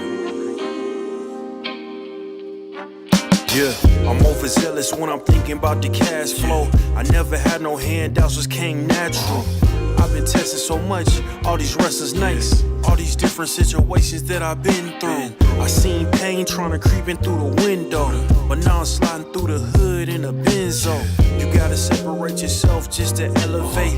I keep some drink in my cup to see through the hate. Sometimes on the road to glory, you gotta press the brakes. I got a lesson plan for all my past mistakes. I swear I'm proud of all my best and my worst days. Proud of all my feet when I touch the ground. Front of 8 at Beijing, man, ain't know the sound. I know I made mistakes, but my mama proud. Fans scream my lyrics out in the background. They ain't know me then, but I'm hot now. They say life's a gamble, you gotta roll the dice. I risked a lot of different things just to live this life. Life down bad, you gotta pay the price. I've been through hell and back just to live this life. They say life's a gamble, you gotta roll the dice. I risked a lot of different things just to live this life. When you down bad, you gotta pay the price. I've been through hell and back just to live this life. I'm faced with a lot of different choices these days. Do a rock and roll Lex account of Blueface. The whole world know my name off a mixtape. I still got the same brother since 6th grade. G-Wagon red seats, we on Biscayne. Trips to the Florida Keys, we imported these. Thanking God for the life he afforded me. All this jewelry on my body, I could light the hood. I need a brown skinned chick just like Megan Good. Holding up every promise that I ever made. Music in the background, it's a serenade. Been rapping 10 years, boy, this ain't a phase. I paid dues, paid rent, and I stayed the same. I had teardrops running down my face. I've been through a lot, I had real pain. But thank God, cause we really on the better days. They say life's a gamble, you gotta roll the dice. I risked a lot of different things just to live this life. Life down bad, you gotta pay the price. I've been through hell and back just to live this life. They say life's a gamble, you gotta roll the dice. I risked a lot of different things just to live this life. When you down bad, you gotta pay the price. I've been through hell and back just to live this life. What's a life without sacrifice? Sometimes you gotta thank God out and just roll the dice. Pacino.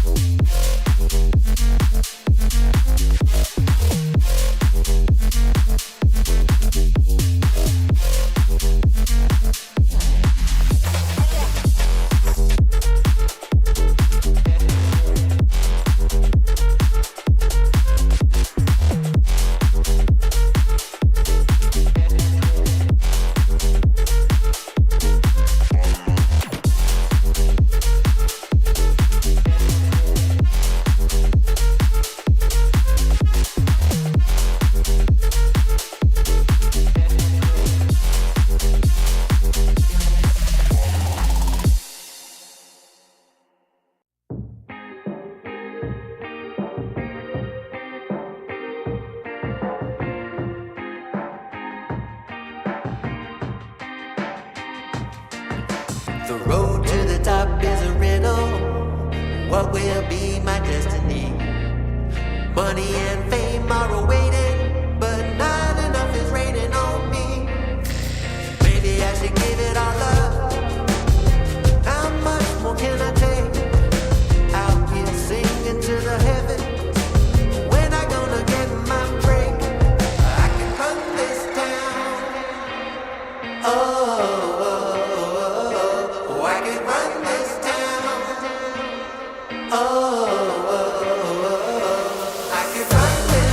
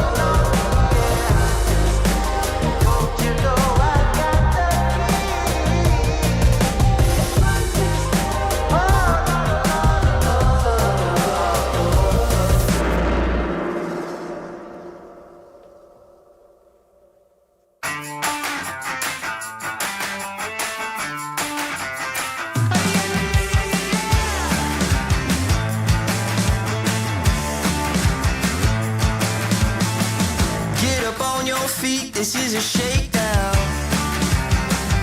Order up that beat just like it's takeout. Show me you got soul inside those new shoes, and you can rock and roll with an attitude. So good, so fresh, just the way you like it. Just the way you like it. So good, so fresh. You're the new MC, you got the remix. Keep it on repeat, just let the beat kick. Everywhere you go, you bring the roof down. Everybody knows you got your own sound. So good, so fresh, just the way you like it. Just the way you like it. So good, so fresh. Yeah, you like it, the way you like it. Oh, yeah, you like it, the way you like it now. Yeah, you like it, the way you like it. Oh, so good, so fresh. Get up on your feet.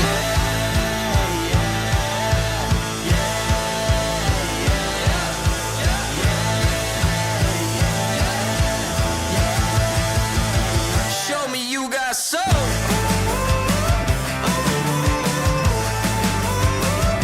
Just the way you like it. So good, so fresh. The way you like it. Just the way you like it. The way you like it. So good, so fresh. Get up on your feet, this is a shakedown.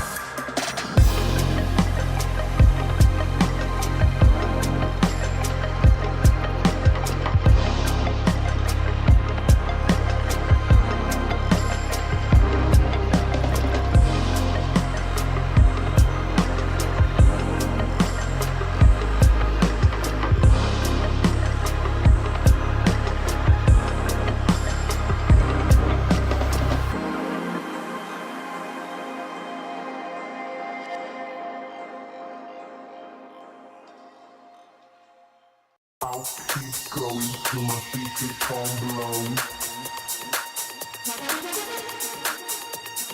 I'll keep going till my feet become blown. I'll keep going till my feet become blown. I'll keep going till my till my speaker come.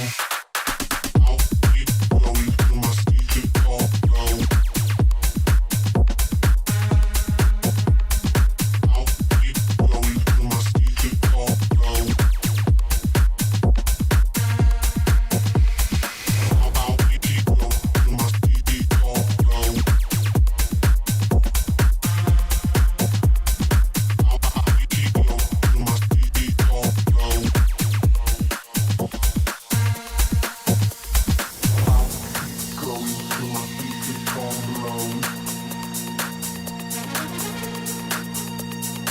I'll keep going till my speaker come low.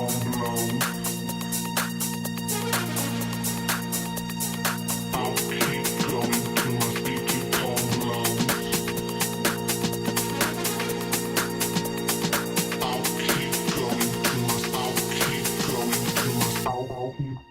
Till my speaker come. I'll keep going till my speaker come low. I'll keep going till my speaker come low. I'll keep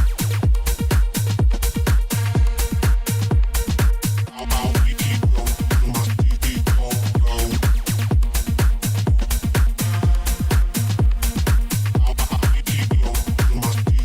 come low.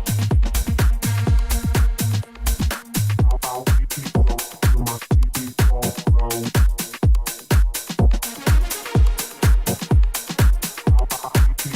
till my speaker come low.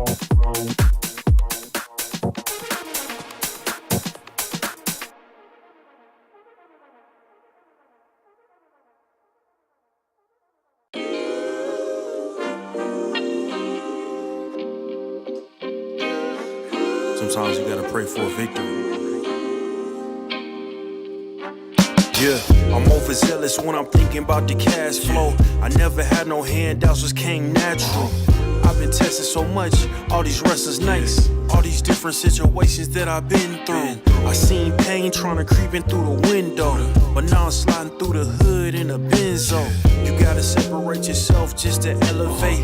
I keep some drink in my cup to see through the hate. Sometimes on the road to glory, you gotta press the brakes. I got a lesson plan for all my past mistakes. I swear I'm proud of all my best and my worst days. Proud of all my feet when I touch the ground.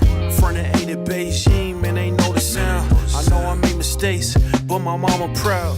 Fans scream my lyrics out in the background. They ain't know me then, but I'm hot now. They say life's a gamble, you gotta roll the dice. I risked a lot of different things just to live this life. It's life down bad, you gotta pay the price. I've been through hell and back just to live this life. They say life's a gamble, you gotta roll the dice. I risked a lot of different things just to live this life. When you down bad, you gotta pay the price. I've been through hell and back just to live this life. I'm faced with a lot of different choices these days. Do a rock and Rolex account of Blueface. The whole world know my name off a mixtape. I still got the same brother since 6th grade. G-Wagon red seats, we on Biscayne. Trips to the Florida Keys, we imported these. Thanking God for the life he afforded me. All this jewelry on my body, acting like the hood. I need a brown skinned chick just like Megan Good. Holding up every promise that I ever made.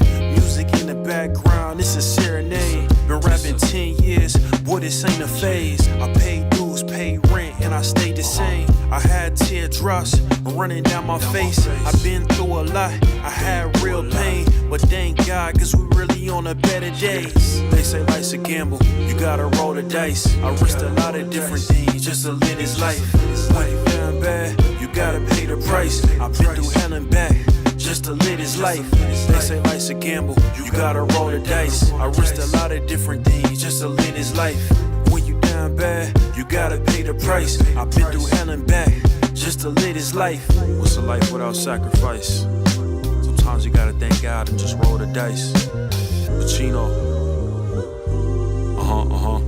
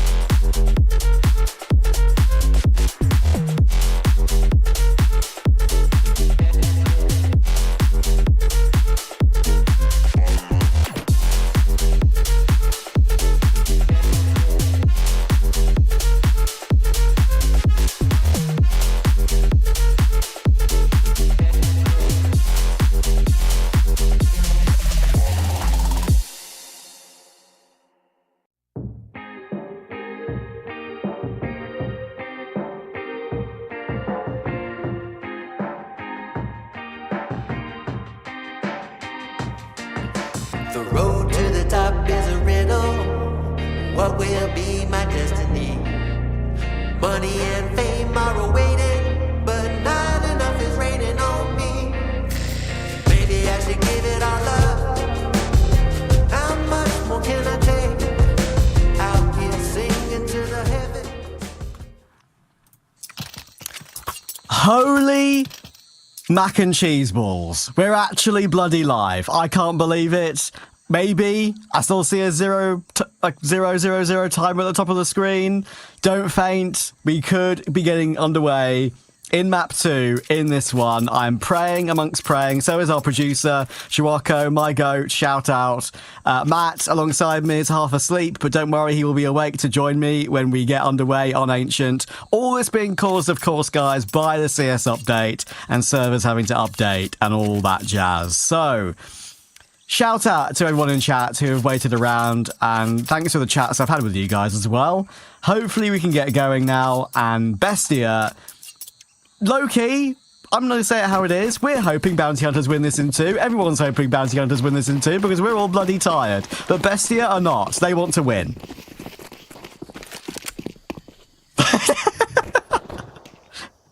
Okay, you're right. Let's go. We're into the game. Bounty Hunters and Bestia. We're not going to waste any time either as they just charge straight into this B-bomb site. Ninjas lose Julies. He's going to be completely blinded up. Brilliant flashes being thrown in. Thomason took a long time to get going. In fact, he didn't get going on Nuke. He is already alive and kicking here. 3 kills in the pistol to open up for Bestia. My goodness. Wait, that's how you cast? I forgot. I forgot how to cast. It's been an hour. We'll come back to you. Okay. Thank you, bro. Always knew you were there for me. Thomason with a 3k to begin, and Freak and Kaiser just looking to save their Kevlar. Not really much to do, and they might not be able to either. They're being hunted. They want to try and get that 350 helmet upgrade into that following 4 spy that they're probably going to make happen, and that's a lovely shot from Freak to pluck Timo out of thin air. And he's going to get one more. And he's still got 100 health. Not anymore, no. Now he's got 0 health, and they both got 0 health. No helmets to be bought. And Thomason will finish with a quad kill. Great way to kind of get going here. Now, obviously, with the very long break between maps off the back of the update, delaying proceedings by over an hour, there's no momentum for Bounty Hunters at all off the back of winning their map of Nuke, which was a comprehensive victory. 13-7, 7-5 on their T side. 13-7, they made it look easy on their CT side as they romped to victory. But like I said, that feels like a distant memory at this point. It doesn't feel like it's a part of the same series. So it's a static start coming into map number 2 for both these teams, which bodes well for Bestia, you'd imagine, just to reset. It's funny, isn't it? I mean, we used to have a back-to-back BO1 format in ECL in previous seasons that we've covered quite a lot of. This feels like 2 separate BO1s on 2 separate days. And for me, it was, because it's past midnight now. Hilarious. Timo is going to try and push his way up, but Zoc puts him down. A lot of damage through the wood there. But still being spammed out of the round by Cassin, and they will try and force their way up. They've got control of the site, so they're playing the smoke to worry about. That is Ninjas with the MP9. A re-smoke. Unfortunately for him, that'll keep him at bay for even longer. Oh, man, you can tell he wants to go through so badly, waiting for his opportunity to pounce, and actually they're going to pull the plug on the play entirely. Okay. I mean, the fact that they do get out there with 4 players means that it's probably the right decision because they'll have a good chance in the next round, even though they're going to eco. But it did feel like there was maybe a moment Ninjas could have tried to go through the smoke and then maybe catch them off guard, but doesn't happen. So Bestia will make it 2. Yeah, it looked messy and felt messy, didn't it? It's always a battle of the spams of the smokes, feeling awkward when you push onto the site like that, but they'll get away with it. And just a couple of narratives that, of course, we've just completely... I'm sure a lot of you guys will be coming to watch this game haven't even seen map 1 because it's been so long. So there's a couple of narratives that we were talking about quite a lot of in map 1. Bestia, firstly, desperately need to win this game. They're already qualified for the regional final, but if they are to get through this and then win this entire cup, they would skip around in that regional final. So there is something to play for them, as well as the money, obviously, and the VRS points. We think, going by a Dust2BR report, that Luchov could be going to 9Z, which is why he is not playing today. And Bestia are playing with Lexi, their academy player. There must be some credit to it, considering the fact that Luchov isn't in the server. Like, if there was just that article, if there was just the leak or the what's the word, like... Let's go with leak for now. But Luchov was still playing, then there'd be some more speculation. But the fact that Luchov isn't playing almost kind of gives the game away that he is going to be going to 9Z. Feels that way, doesn't it? Feels that way. Yeah, we were concerned for a second that maybe it was private information, but there's an actual article about it, so... Yeah, shout out to Frog. Rumor mill. It was actually Frog who DM'd me to give me the information and send me the link for the article. Actually used to coach Bravado a long time ago. I remember that, Endpoint as well. How's that? Frog has covered both the British and the South African scene. Probably the only coach in the history of Counter-Strike to have done both. You're British, I'm South African. He is our connection. Our conduit. How cute. Alright, well, nothing cute about this round. It's simple and direct for Bastion towards the B-bomb site. Again, all 3 rounds ending in this direction. Shouldn't be any trouble in actually converting the round here as well. Bounty Hunters would like some damage. They'd like to try and get at least a kill or 2, considering that they do have some firepower to work with, considering that this is just an eco.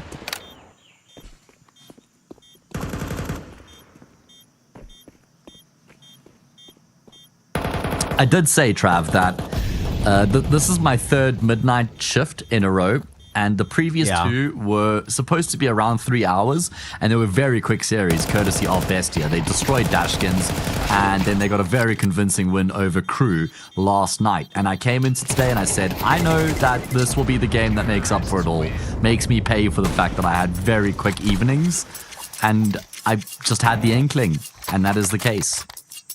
You had the inkling that Valve today were going to drop the Star Ladder Budapest Major. Yeah, but it was only to punish me, Okay. to keep me here for as long as possible. That's the sole reason they dropped the update when they did. I know it, I just can't prove it. Yeah. Dexter meme. Insert. See, I'm hip with it. I know the references. Yeah, I mean, you're not bad. Not as good as I'm me, but you're not bad. I'm awful. Well, it's our good old friend. No, Cassin! It's our good old friend why? to take time out. Back again. Look at those plugs at the top of the screen, dude. I don't want to look at them making love more than that. Please. I End the always tech love how the pause. plugs got just called male and female. It's denote true. between- I mean, yeah, the ones that have the prongs and the one that look, receives the prongs. look. Everything comes down to reproduction. If there was no reproduction, none of us would be It is here. the baseline, right? Instinctually. It's the baseline of living. Yeah. Can you tell it's past midnight for both of us? Well, past it's 2 in a.m. chat. for me, mate. So, yeah, it's even close. The brain rot, man. Either way, we'll hold on. We will. And of course, we've got a bit of a delay, not just here with the tech pause, but we obviously work with a delay in chat as well. It's like, 3 minutes or so, just for purposes Quite long. of... Yeah.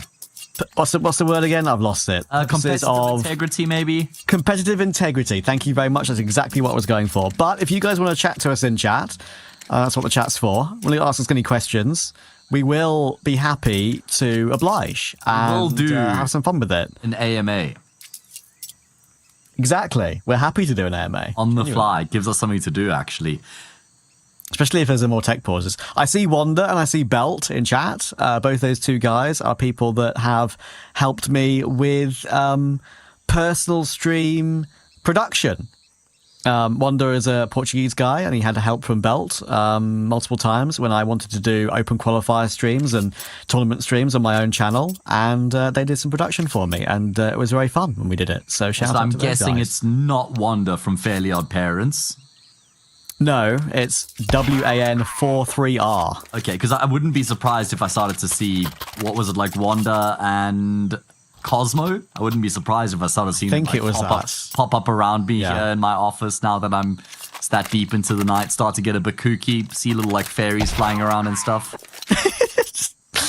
Oh, Fairly Odd Parents is an absolute classic. That is true. It was.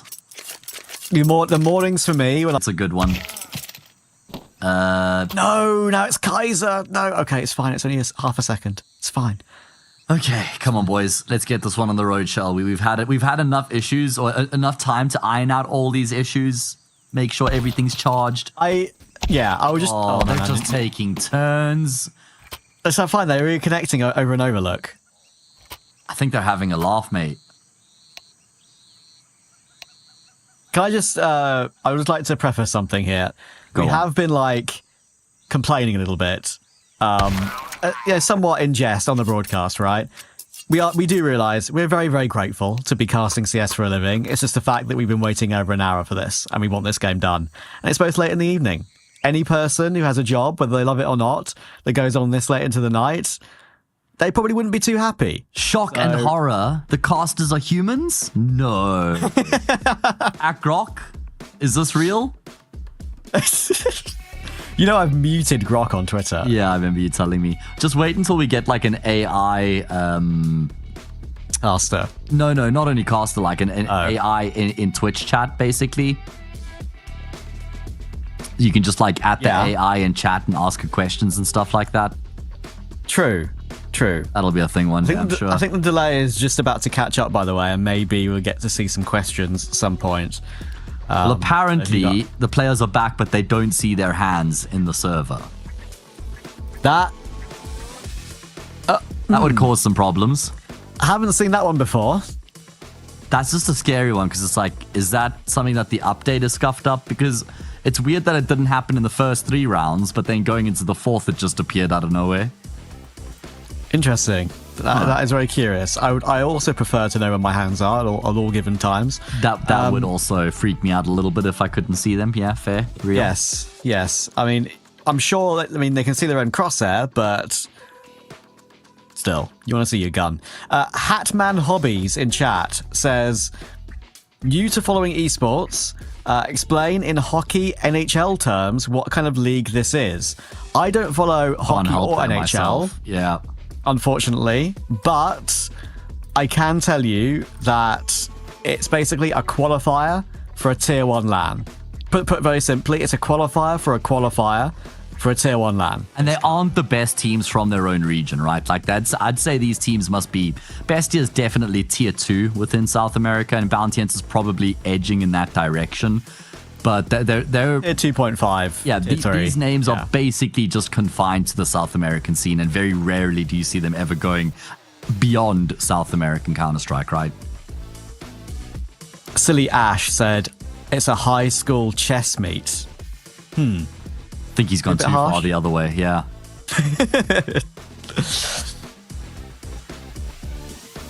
Maybe. Memory of Ghosts, I can see you in chat saying, please don't. Let's have some fun, bro.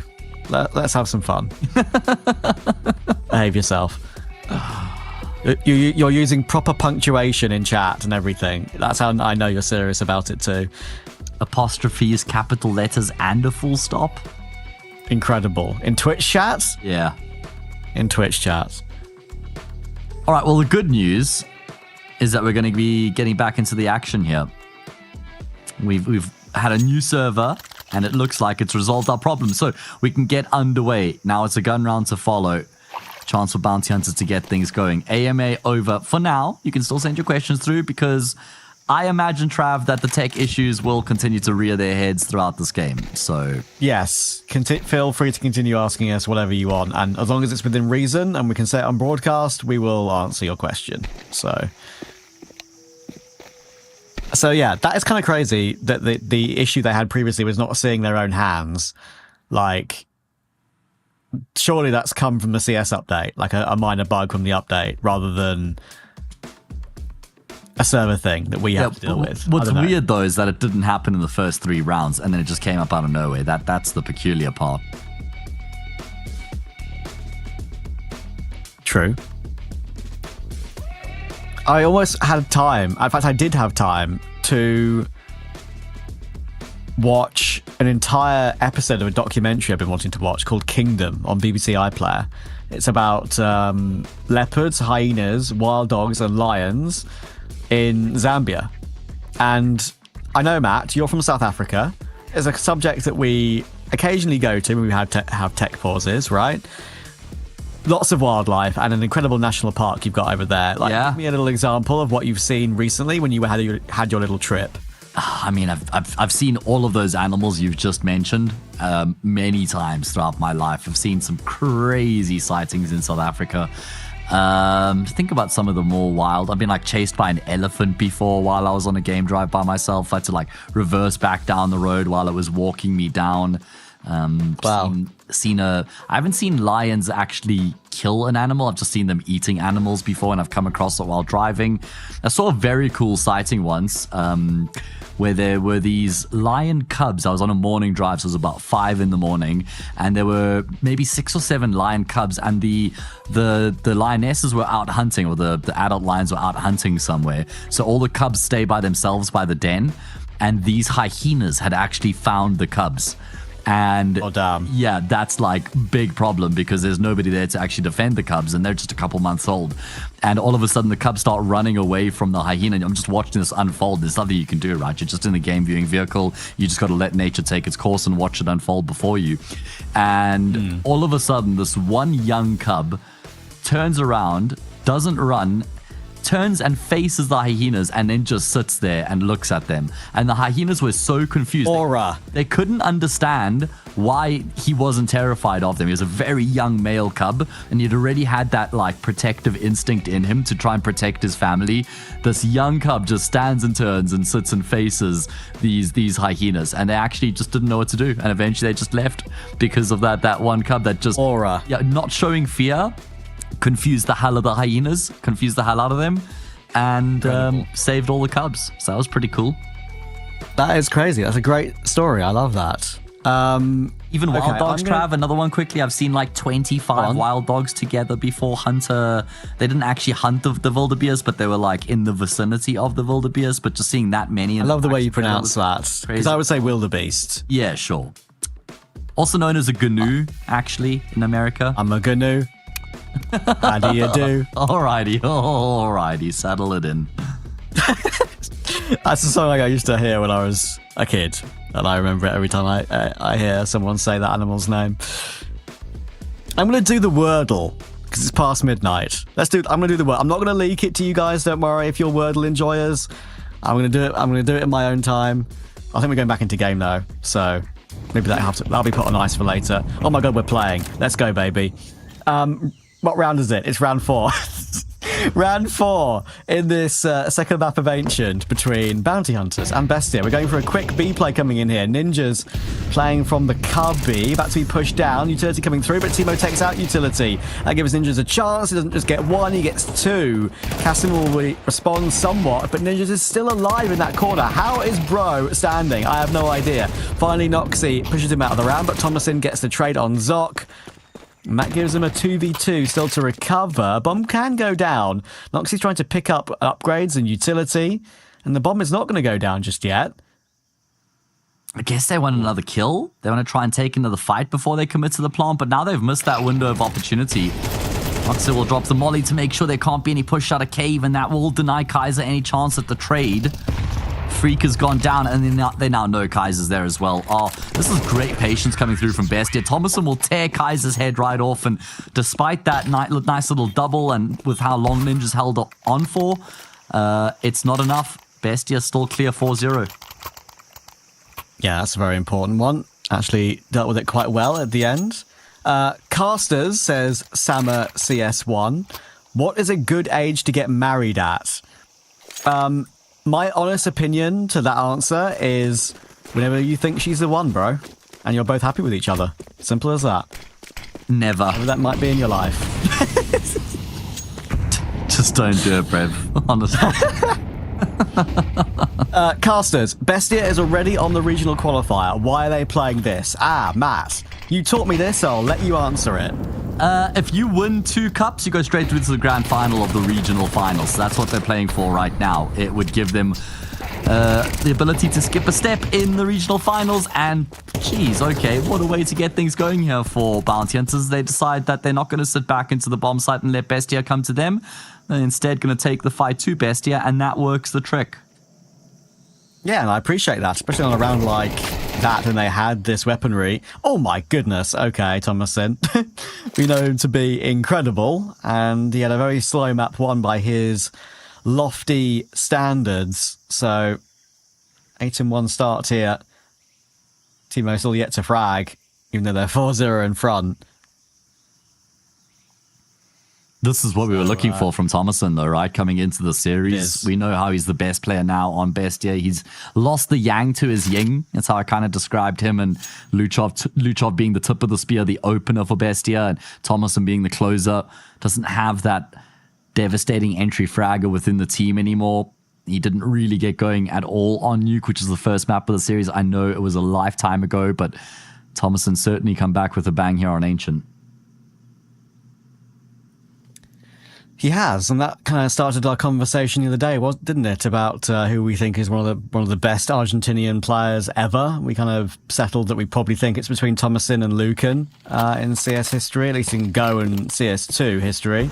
Might be some players from the old days that we're not privy to, from maybe 1.6 and Source, that were incredible at the time. But yeah, I think definitely between Thomason and Lucan. We spoke about Mayan as well, who had that chance when he went to MIBR, but never really hit the ground running after that in his career, and has kind of been bouncing from team to team, looking to find a home. Hasn't really got one anymore, unfortunately. So, yeah, he fell off. I don't think a player like Thomason will. He's also only 21. He's so young, which is crazy to think about with how many years he's been playing for already.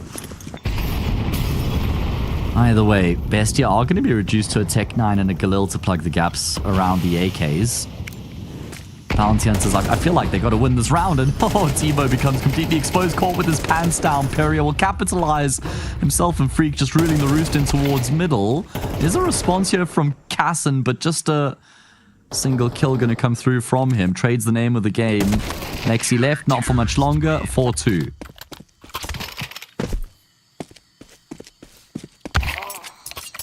Yeah, they're in the game now. And just as an FYI, guys, if you hear a suspicious death sound at the beginning of every freeze time, that is because we have plugins for these ESL Challenger League games where it allows coaches to be in the server, but they get auto-killed at the beginning of every round, and that's the death sound you hear. Honestly, it catches me every time, and with how many tech issues we've had, I just have trauma. Like, no, please don't disconnect, no one. Sounds like someone's DC'd normally, right? If that's the case, when you hear that sound. Yeah. So, certainly does still catch me every now and again. As Bounty Hunters look to catch up with BESTIA. It was 4-0 at one point. They're going to make it 4-3. These two teams have played against each other on this map a couple times recently. And most recently, it was 113-8 by Bounty Hunters. That was about 2 weeks ago. And on that occasion, Peria went 24-14, dropping a 1.54 rating. So let's look out for that.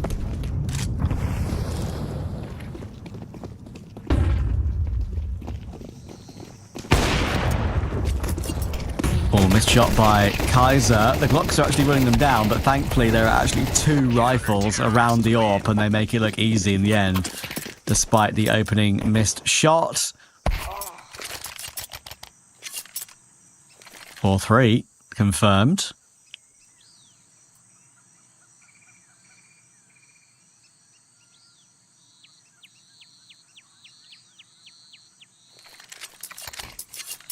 And here we go. Opportunity for Bounty Hunters to level up the score. They also played against Flux on this map the other day, and they beat them 13-5. That's a hell of a result there for them. It was in a losing cause. They lost the series 2-1. That game was also on LAN.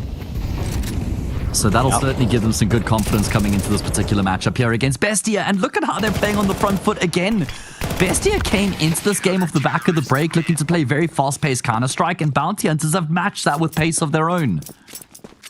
Yeah, and I really appreciate that. I appreciate them realizing what they needed to do to get into their CT set very quickly. Look how their money's been built up so quickly over those 3-4 rounds as well.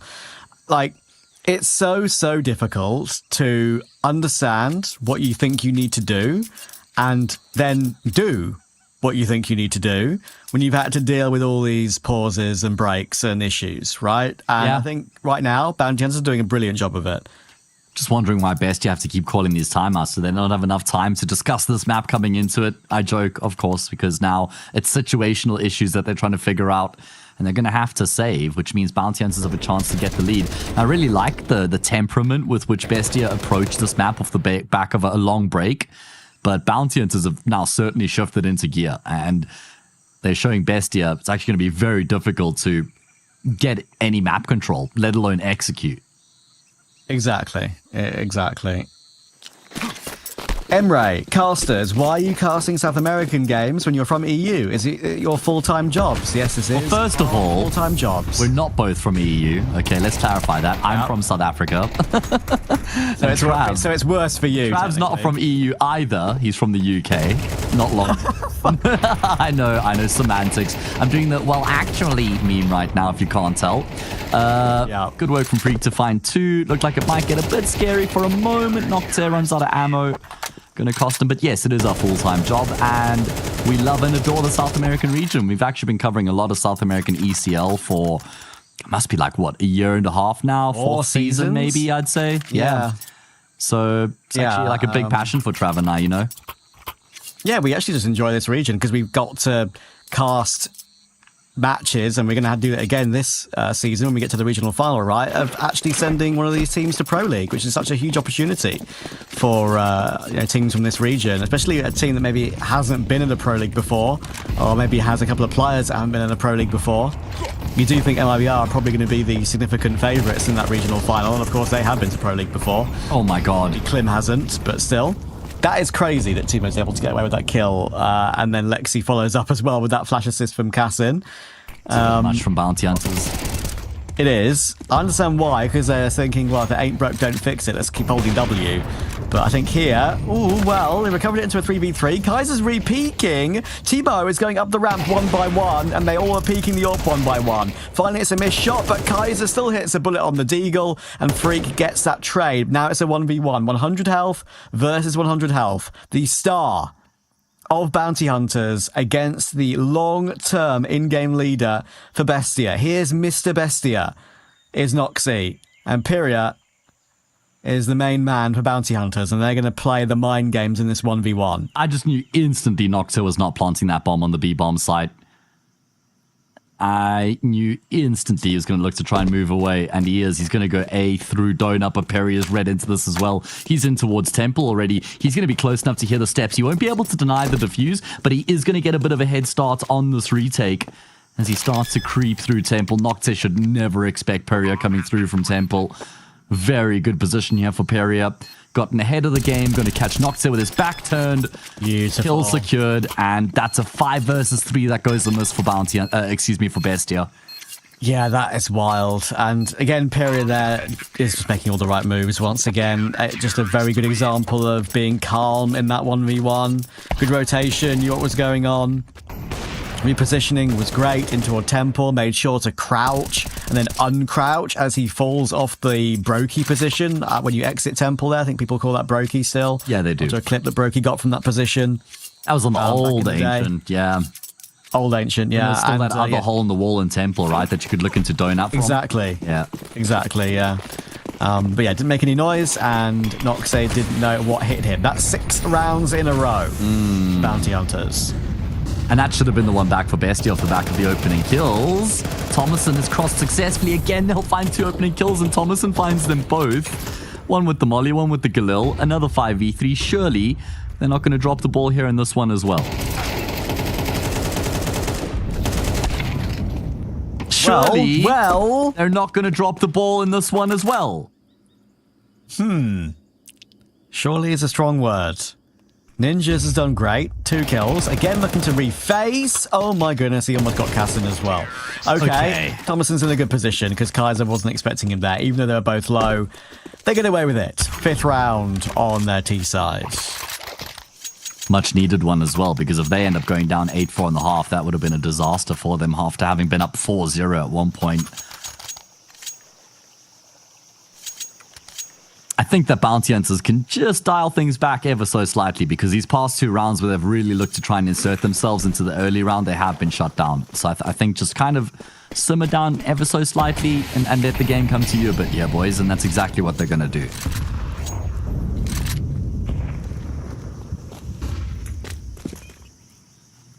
Yep. Freak pushing up with the A1S. As you can see on the map, there's quite a lot of presence around lane for Bounty Hunters again. 3 players over toward B at the moment for Bounty Hunters, and for Bestia, they're just kind of biding their time, not using all their utility just yet. Got a little bit left and enough left to go for an execute. Knocks it all. Mac 10 in Jaguar. This could be a bit of a standoff with 2 M4s here, you'd think. Oh, hang on. They can at least get a trade, but now there are 4 T players behind the smoke. 6 players are in Jaguar. When do you ever see this? And they only get the 1. They can pounce now. There's a lot on the plate for Pyria, and only a 1-for-1. Good trade. Freak and Kaiser too far away at the moment. Yeah, Pyria needed more than just the 1 kill, I'm afraid. 1 not going to cut it. Kaiser making a nuisance of himself. Oh, and Freak is coming through with the flank, but Cassin is surprisingly not holding the angle. Instead, just jiggling it, and then he will sweep with the AWP. Okay, it works out in the end. And then no, Kaiser's in towards short. Not long for this world. 6 all. Going to share the spoils in the first half.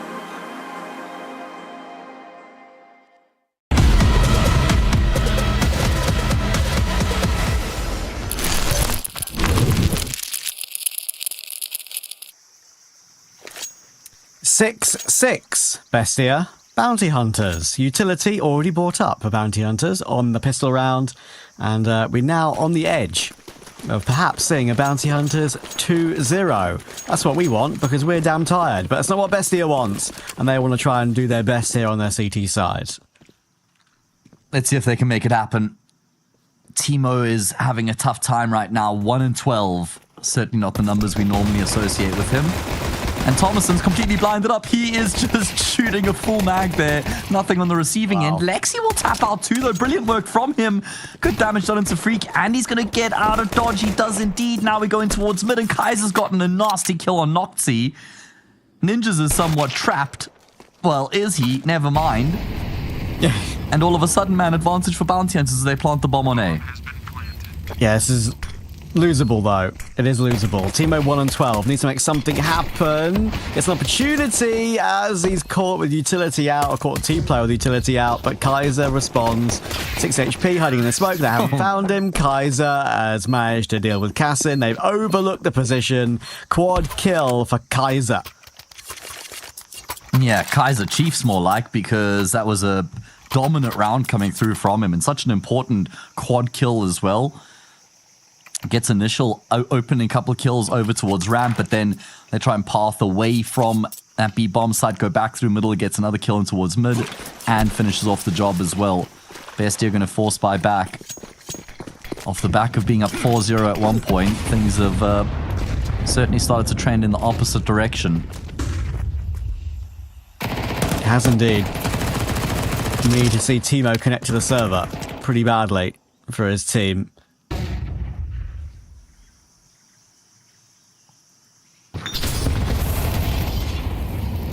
Maybe here with the Desert Eagle. Wait.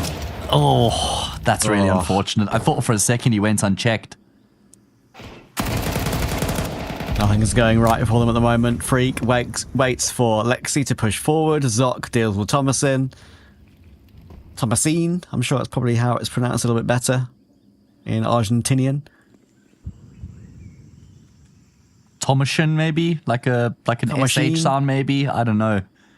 Yeah. Like how, I know it's a completely different place in the world, but like how Torji, like Torzi is Torji. I'm pretty sure. Like exactly. Torji. Yeah.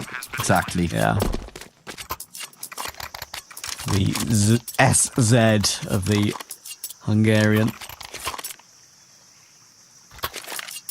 Well, it should be 9-6. Bounty Hunters will have that lead. Knowing tonight, Bestia will probably make some sort of a comeback, but it is worth mentioning that last time these two teams played each other, Bounty Hunters did manage to win 2-0 as well. So the time before that, Bestia won 2-0. The time before that, Bestia won 2-0 as well, right? So I've always been trading in 2-0s is what I'm saying. We haven't had a third map between these two teams before, and maybe tonight will be that occasion. So right now, we're technically we're 4-3 right now in maps between these two. Okay, historically. Interesting. 4 for Bestia, 2 for Bounty Hunters, and then 1 more tonight. 4-3. Oh, okay. Perry and Ninja's going to be able to clean up nice and easily at range, controlling the spray. Looking to try and make this one flawless. Nocte will get a kill on the low health Perrier, so at least there's a frag in the round here for the CT side. Shouldn't be anymore. I say that Ninjas is low, running out of ammo. Nocte will tap him out too. Okay, almost criminal that Noxy gets 2 kills with the USP. Certainly going to be tangible economic damage as we go into the first gun round of the second half. Very small thing to note that I just think is pretty cool. Perrier's AK. He's used his own sticker, the Perrier sticker that he got from playing with Fluxo at Blast Austin, and he's scraped it to a certain point where you can only see the name, only see the text, and he's put it at a place on his AK where it looks like it's a little tiny little signature or like a little like inscription. I really like it. I'll have to check that one out. I'll keep an eye on it. Oh, Lexi, big job to do being the key player here today. They're trying to chase him down. Zoc will run at him, but Lexi will hold his ground. Does a very good job there. Does the Academy player getting a kill and a lot of damage onto Kaiser as well. You couldn't have asked for much more.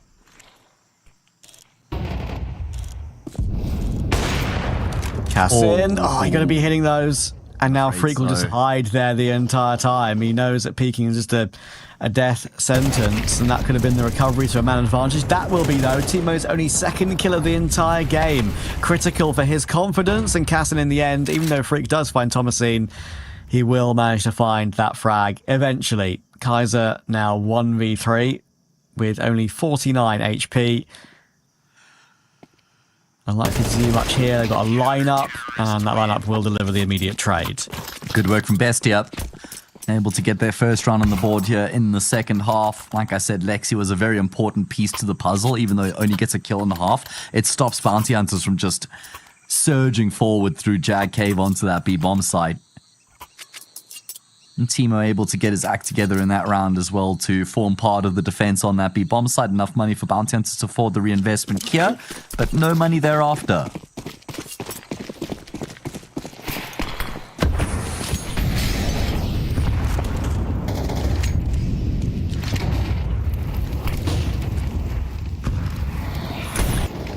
Rightio, this is an important round, like you say. A swing round, like I used to call it. I don't think I've actually used that term for quite a while. Should bring it back. Yes, sir, it's a good one. Oh, Zoc. I was going to say, it feels like he has Noxit dead to right in the corner, but Noxit actually going to be able to get that kill and get out as far as a couple meters backwards, and then Peria does catch him. Oh, Cassin. He's playing ahead of that. They've given up a lot of ground on the A-bomb site.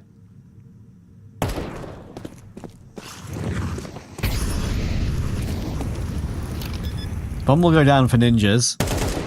Thomasine might look to try and push forward, and he realizes he's got kind of just a straight up 1v1 there with the main player, which is why the flash comes through to try and help him out. And there's more where that came from, but that's a very hard shot to hit if you're Cassin. Oh, get your gun out, Peria. There's more where that came from. Timo's managed to find ninjas, only his third kill of the game, trying to get some confidence going, but Peria's holding his ground. Now Freak will come in and help, peeking on the right timing, and Cassin needs both.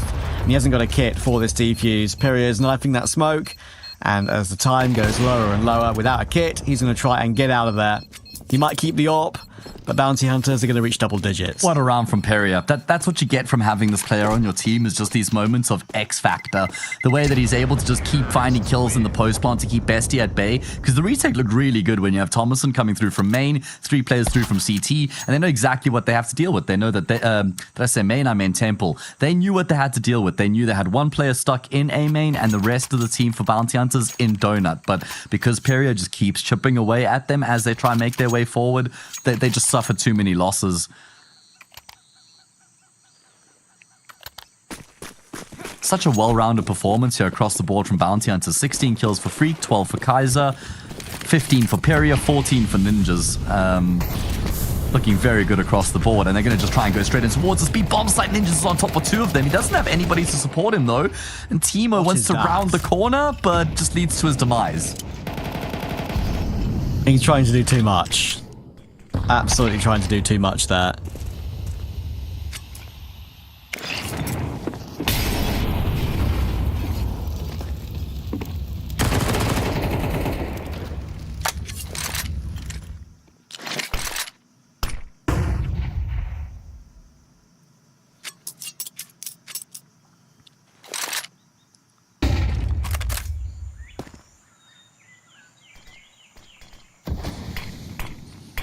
Smoking toward long.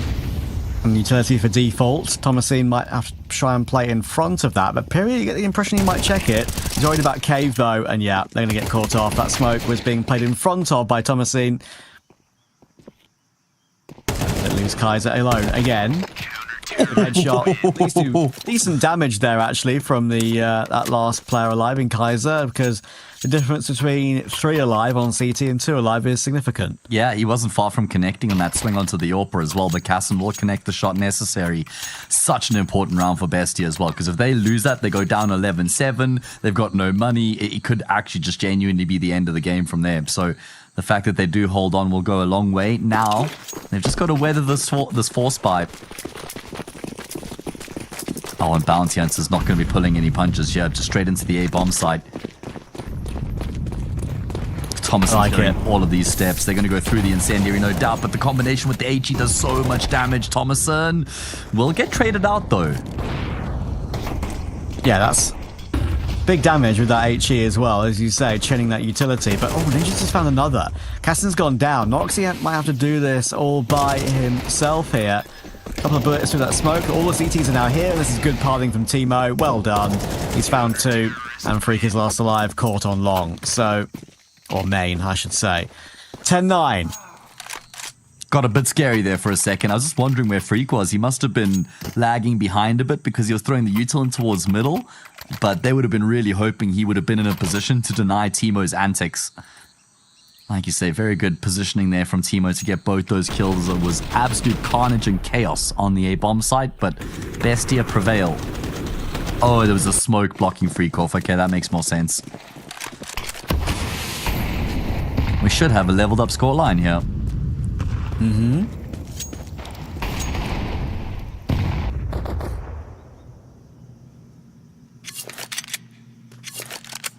Chance for bounty hunters to take a deep breath here and talk about what to do in the gun round. They know it'll be 10-all. They know they want this game done in 2. Bestia want to keep going with Lexi in cup number 4 because they might have to play with him in the regional final as well. What a shot! Be careful, mate. Just seeing what's happened to your teammate. Bomb carrier going to make his way out of main, but it's going to be very difficult to actually find a way to plant the bomb from here. Shouldn't happen, and there we go. Good cleanup. Nocte, Thomason, and Timo combine. And that is 10-all. Double digits for both of the teams.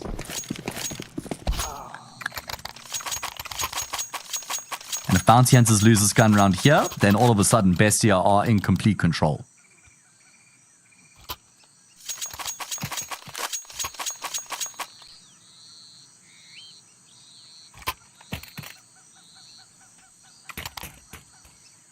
Yeah, it all hangs on this. We could yet see the decider of Dust 2. A 3 a.m. Dust 2, Matt. Has that happened to you before? Yeah, definitely. I remember casting some CCT South America in Season 1, and there was some like ridiculous delays with an update as well. And Sneaky Beaky and I, good old Tom himself. Good old friend of ours, exactly. Him and I were, I think we finished at 6 a.m. after all the delays. There you go. So this one feels like a breeze. Does it though? No, you got me.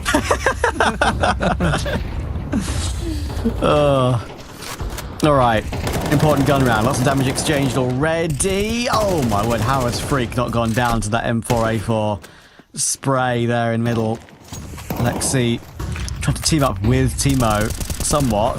Oh, Ninja just bypassed him though. That could be a bit of a shock, and it is. Like a bit of a miscommunication there, and Thomason gets completely caught. He'll be really annoyed to have died by basically one player bypassing 2 of his teammates. Oh, well, Timo going to get the kill on Superior and get out of dodge. Feels like they've maybe missed a bit of a window of opportunity to try and breach into that B bomb site with how much focus there was in towards middle. Man advantage now for Bestia to try and get themselves a lead for the first time in a long time.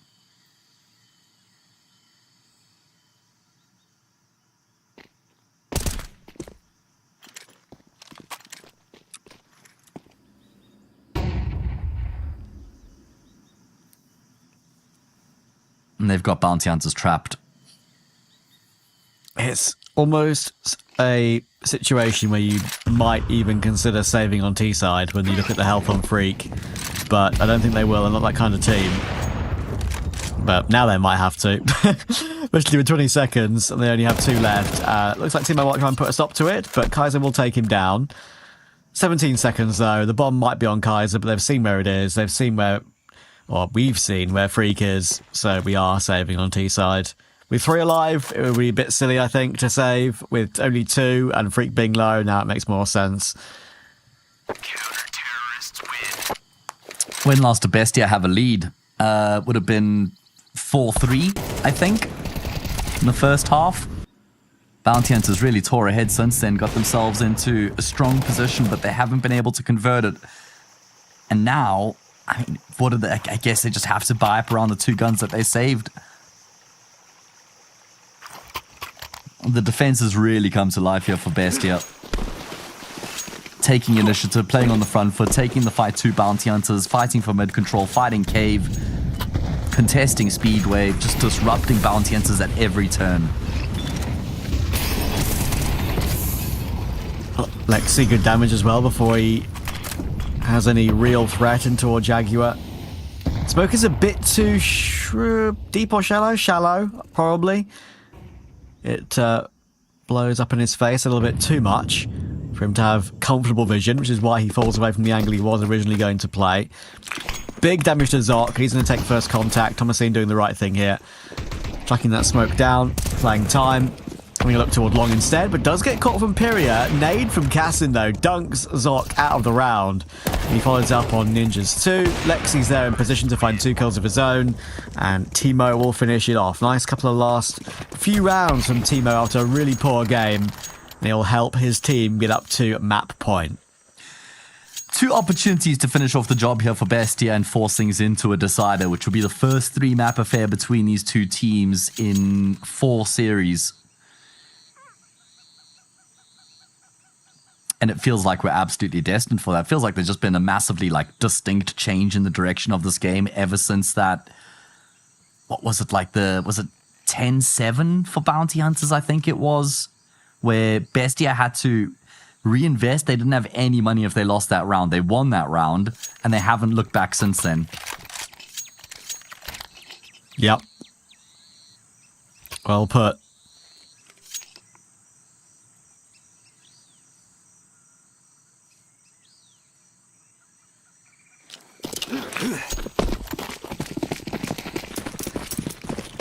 Nothing really working out for bounty hunters in these past couple rounds. It's not like they can even try and fall back onto something that they did find some success with. It's going to be a fake fast A play and then a push into the B bomb site. I really like this. Yeah, they're making them guess, but Lexi, oh, he's doing so much damage to the fire there. That's awkward for him, but still gets away with the kill. He'll love that, but it has done what it wanted to do, what it intended to do, and force them in toward B, and Timo caught in the open. Imperial will get the entry. And they've got a 4v4 on the B-bomb site with BESTIA smoked off and quite a long way away. And with Lexi 22 HP, they definitely do need to go for this because they can buy in round 24 anyway. But time is now getting a little bit awkward for them. Imperial is going to push closer to that smoke. Lots of wallbangs going down into a Jag and K. They now know there's a couple of players rotating in from that position, but Pyria still finds 2 more. Brilliant work from Pyria. Another great round from him. 3 kills and 2 from Freak. A line-up to finish it off. And Bounty Hunters have 1 chance at OT. Oh, okay. Well, it's a good run from them. Some good adjustments. I really like that fake in towards the A bomb side. BESTIA bite down. Timo was the last line of defense, the only line of defense on that B bomb side. They best him without losing a player in the process. Gives them a very good chance at closing the round out from there. One last opportunity here for BESTIA to force that 3rd map in regulation. Otherwise, we run it back in overtime. Would it just be right to see overtime? Doc, oh, we might get it too.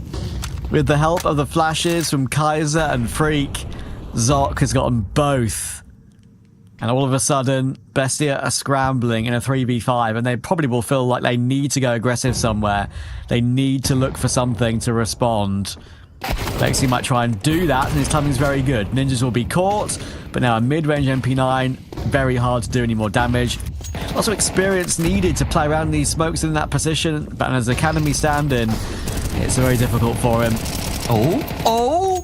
Timo, oh my goodness, he's got 2 in the corner and somehow found Pyria and Kaiser, but the nade will blow him up. It's Cassin in the clutch, 1v2, and he's now in a very awkward position, because if he gets the first kill, He could get instantly traded if the second player and Freak works his way up. He's trying to bypass the angle, and he has. And all of a sudden, Zox got low ammunition. No way, Cassin. No way, Cassin.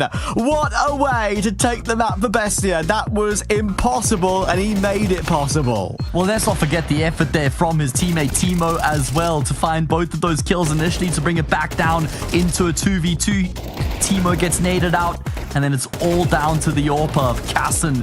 You could see the cogs turning with the way that he goes about that 1v2. He had a very good idea that there was a player in cave and one on ramp. He hits both the shots and forces that third map against the odds.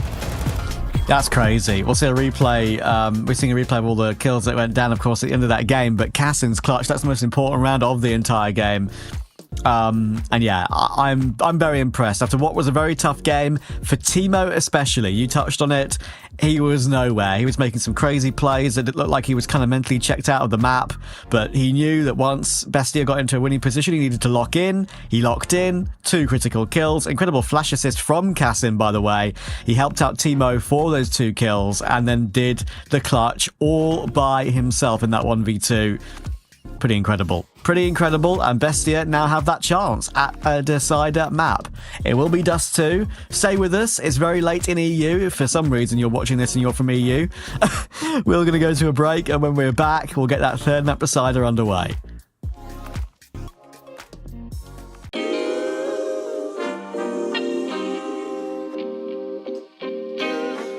Sometimes you gotta pray for a victory. Yeah, I'm overzealous when I'm thinking about the cash flow. I never had no handouts, just came natural. I've been tested so much, all these wrestlers nice. All these different situations that I've been through. I seen pain trying to creep in through the window, but now I'm sliding through the hood in a benzo. You gotta separate yourself just to elevate. I keep some drink in my cup to see through the hate. Sometimes on the road to glory, you gotta press the brakes. I got a lesson plan for all my past mistakes. I swear I'm proud of all my best and my worst days. Proud of all my feet when I touch the ground. Front of 8 at Beijing, man, ain't know the sound. I know I made mistakes, but my mama proud. Fans scream my lyrics out in the background. They ain't know me then, but I'm hot now. They say life's a gamble, you gotta roll the dice. I risked a lot of different things just to live this life. When you down bad, you gotta pay the price. I've been through hell and back just to live this life. They say life's a gamble, you gotta roll the dice. I risked a lot of different things just to live this life. When you down bad, you gotta pay the price. I've been through hell and back just to live this life. I'm faced with a lot of different choices these days. Do a rock and roll Lex account of Blueface. The whole world know my name off a mixtape. I still got the same brother since 6th grade. G-Wagon red seats, we on Biscayne. Trips to the Florida Keys, we imported these. Thanking God for the life he afforded me. All this jewelry on my body, I could like the hood. I need a brown skinned chick just like Megan Good. Holding up every promise that I ever made. Music in the background, it's a serenade. Been rapping 10 years, boy, this ain't a phase. I paid dues, paid rent, and I stayed the same. I had teardrops running down my face. I've been through a lot, I had real pain. But thank God, cause we really on a better days. They say life's a gamble, you gotta roll the dice. I risked a lot of different things just to live this life. When you down bad, you gotta pay the price. I've been through hell and back just to live this life. They say life's a gamble, you gotta roll the dice. I risked a lot of different things just to live this life. When you down bad, you gotta pay the price. I've been through hell and back just to live this life. What's a life without sacrifice? Sometimes you gotta thank God and just roll the dice. Pacino.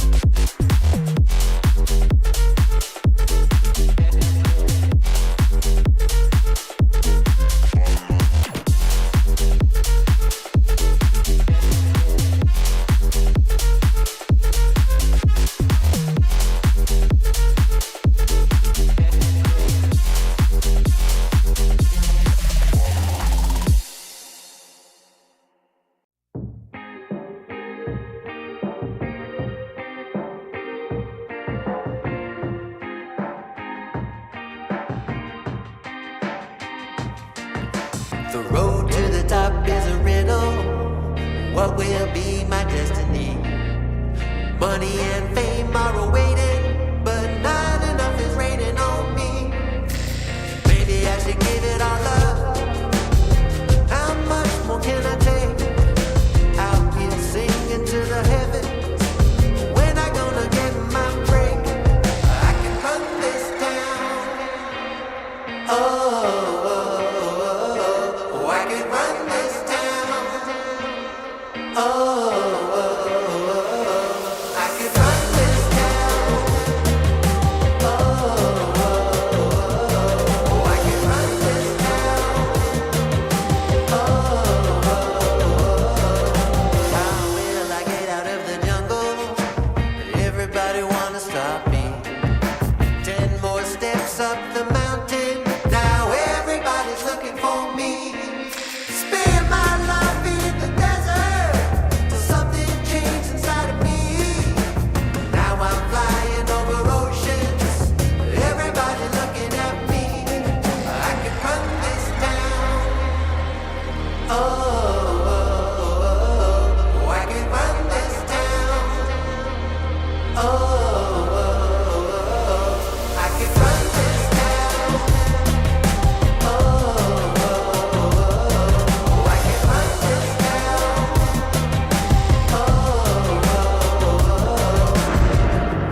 Full power, get louder. I'ma get stronger, just watch me. Full power, get louder. I'ma get stronger, just watch me.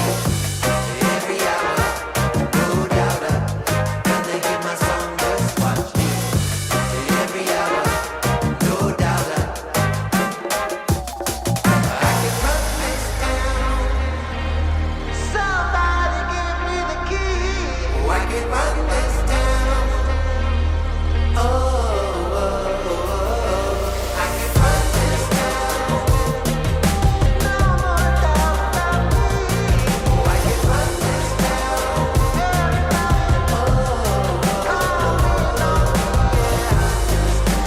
Don't you know I got the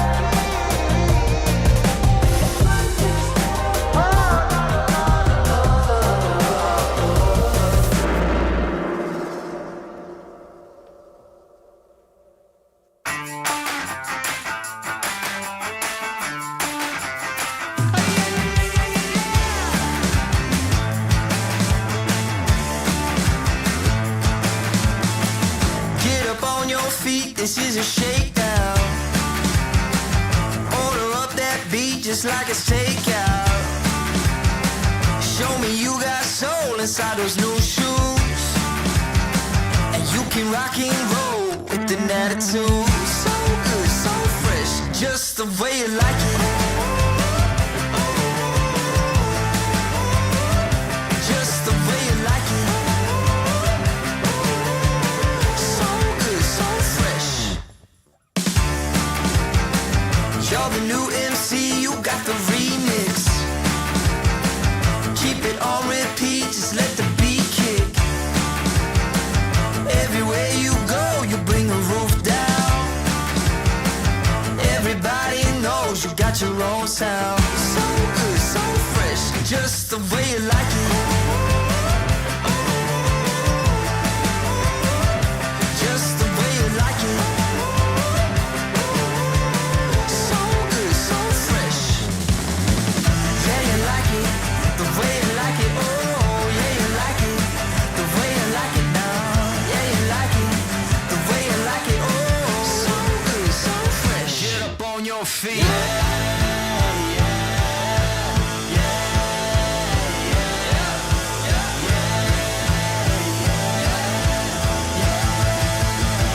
Show me you got soul.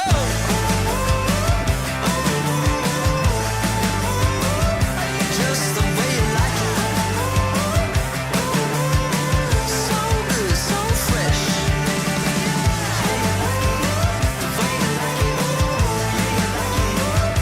Just the way you like it. So good, so fresh. Get up on your feet, this is a shakedown.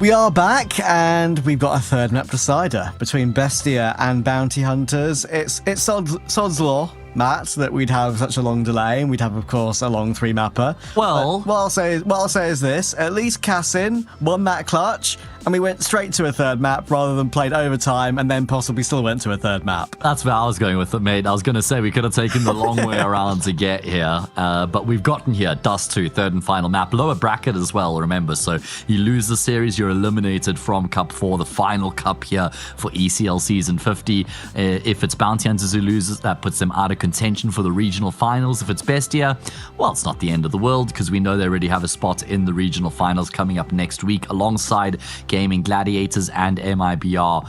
We're looking to add one more team into the mix. Of course, there's an upper bracket to the competition as well, where Ninesy and Sharks currently reside, waiting to play that upper bracket final matchup.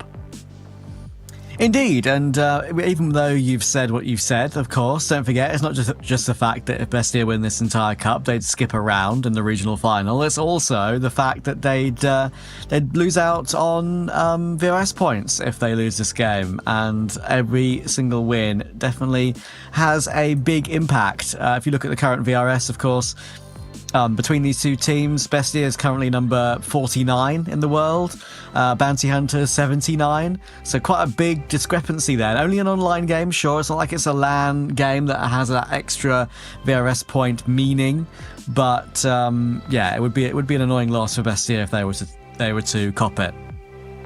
Yeah, certainly. Obviously some extenuating circumstances for them having to play with the stand-in, but I'd say Lexi was up to scratch, up to snuff on Ancient. Very difficult position having to play Jag, and you could tell that Bounty Hunters did seem like they were trying to abuse him, trying to exploit him, but he wasn't exploitable. I mean, he had some big moments, some important impact, almost always found at least a kill from his position. Have we seen him play Dust 2 yet? Did they play Dust 2 against Dashkins? They did, right? So again, I think so, yes. Yeah, they did. I remember Thomason just going nuclear on this map, but point is that, again, at least Lexi has played this map once with the team, so it's not like uncharted territory. Yeah, exactly. But I do think Bestia, they're going to need, just even though it was a fine game from Thomason, it's not the standard that he really wants, I'm sure. I know if you look at the game he played against Dash Skins the other day, as I was kind of waxing lyrical about it on the broadcast, he ended both maps in the end, total 2.3 rating, going 44 to 11. Might be that his map highest one, rating of a series, you know, not just a map. Of a series, yeah. Like, as I was going to say, like his Ancient was a 2.45 rating. That was his third best of all time in his career, out of like 720 games on at the time. And both ending Ancient with 100k AST and all that jazz, just way too good. But different day, different form, and that's clearly what we've got here. It's crazy that he's played that many maps already and he's only 21. So lots of years ahead for Mr. Thomason, and probably a very bright future, a bright career, I'd imagine, as well. Yeah, isn't who's the players with like the most maps in history, right? Isn't it like JW and who was it? I forget. That's one of the players with the most maps in history. I'm double checking that right now. Yeah, I'm trying to remember as well. Was Snacks not one of them? Yes, he's top 3. You're right. Yeah, I thought Who do you think? I was right with JW. He's number 1 right now. Actually, 200 more. Over 200 more than P2. Who do you think's in P2? Actively playing still or not? Yes.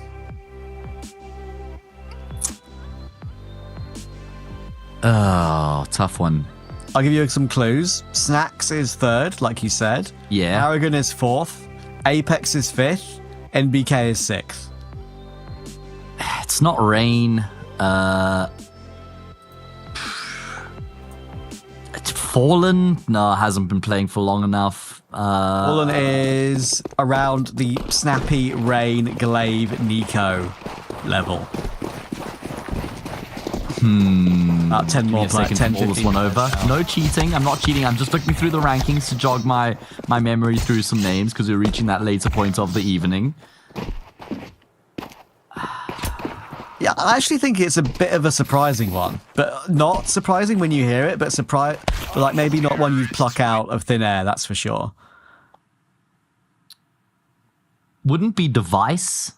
Device is actually quite a long way down the list. He's between Dupree and Innocent. Issues, right? Put him out a lot of the games. Between Dupree and Innocent, just underneath Xantares and Taz. Give me a nationality. Let's just simplify this. Very, very easy when I tell you. German. German. Very easy, he says. Who's the long-term German player that's still playing? Oh, good old-fashioned Tabson. All right, yes. Took me long enough. Thanks, Trav. I needed to be spoon-fed that one because it's 3:30 in the morning. I swear I would have got it any other day, guys. I swear, I know Counter-Strike, obviously. Oh, you're funny. Anyway, that was a little fun exercise while we wait for the game to get underway. We are now underway. Third map decider, lower bracket. Bestia and Bounty Hunters. Who will get that bounty in this game and who will stay alive in cup number 4? Oh, Freak. Well, we're going to find out at the end of this map. Freak, unfortunate timing there as Nocte will just deal with him rapidly, swiftly puts him to death. Man advantage now for Bestia, and they've got plenty options available to them with only Kaiser over towards this B-bomb site. Oh, he's in trouble. Thankfully for him, he's got the smoke, Julies, and Kevlar, so there's a chance he could perform like a one-man army job right now. Okay, yeah. I tried.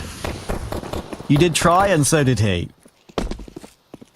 You were right. I mean, he had everything he could possibly want when you're alone on a bomb site, and that's why he was given what he was given, right?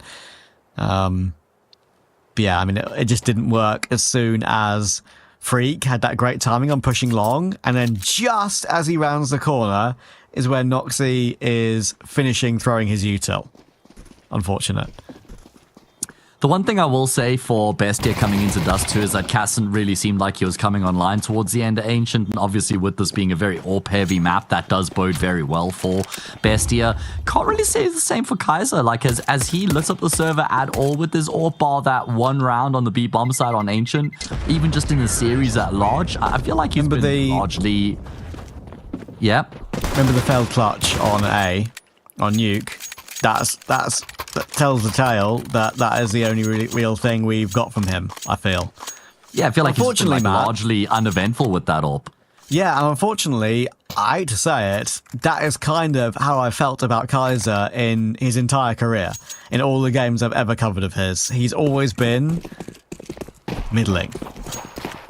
I do remember there was a bit of a period like at the start of this year where he was better than just middling. He was like actually taking over games a bit more frequently, but it does seem like he's reverted back to the mean since then. Bit unfortunate. He's no longer calling. He used to be the caller for the team as well. He used to share the IGL duties with Turtle, if I'm not mistaken. Right. And then obviously they brought Ninjas into the mix, who's now taken over that regard, or over that role, freeing Kaiser up, and you would have hoped that would have led to a bit of an improvement in his performance. I mean, as you say, like sharing duties with Turtle, who knows, maybe they are still secondary calling with him quite a bit. There are many players, of course, in the scene. Like every good team at any level needs a good secondary caller. You can't have it all on the IGL. That's one of the things that I think does get teams to that next level. This round was vaguely dangerous for Bestia, but they found a way through it. Jump killing the planter, that's nice for Freak, but he's not winning the round. If he does, I'll give you my knife. I didn't even have like half a second to get excited there, man.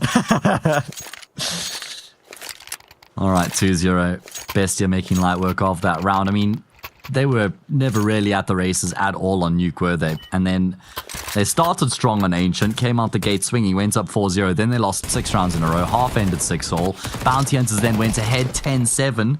Felt like the game was on the brink of maybe ending at that point. Bestia were able to get the job done in regulation. And I guess the points I'm trying to make at large is it does feel like they're trending upwards as the series goes on, which is maybe a bit scary for Bounty Hunters.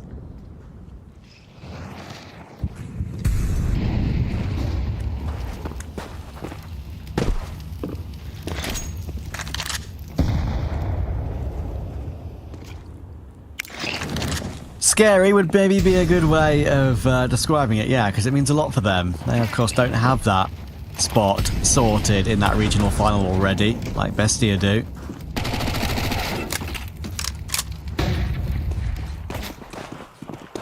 Kaiser will actually deal with Lexi, and all of a sudden, Nox is under a bit of pressure. He does have some help.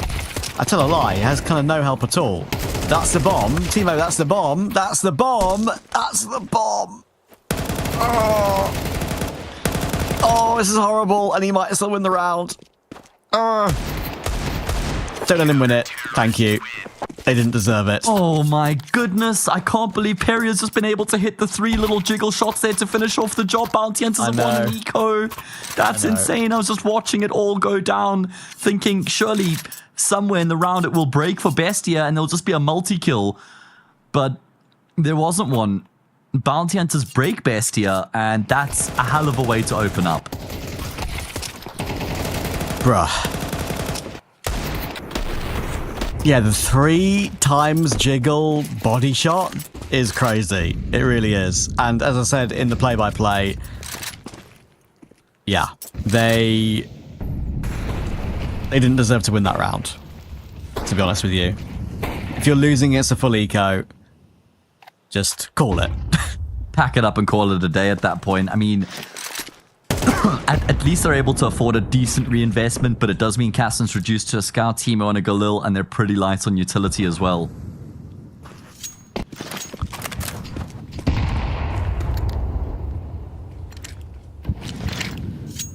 Insane. Well. An opportunity here for Bounty Hunters to sink their teeth into Dust 2 and really get things going if they win this round here. 3-2 right for the taking. Oh, Nocte.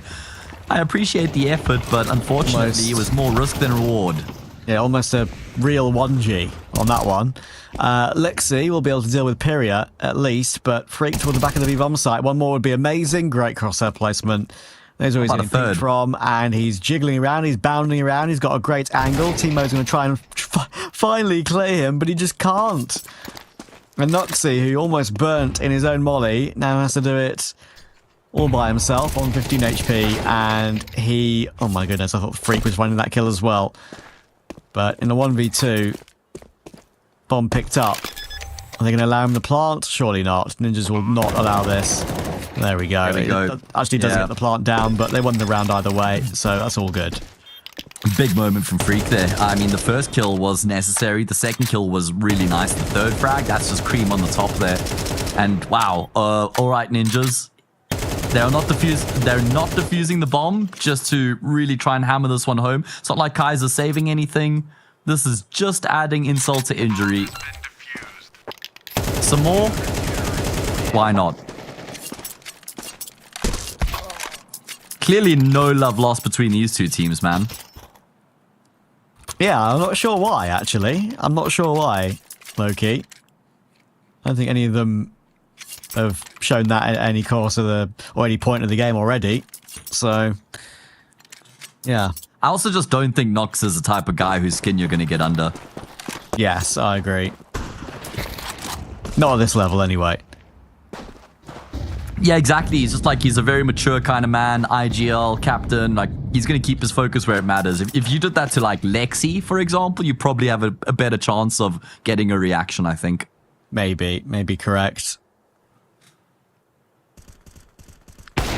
All right, well, Bounty Hunters win an eco, win the gun round that follows, and now just got to make sure they don't themselves trip up against the pistols.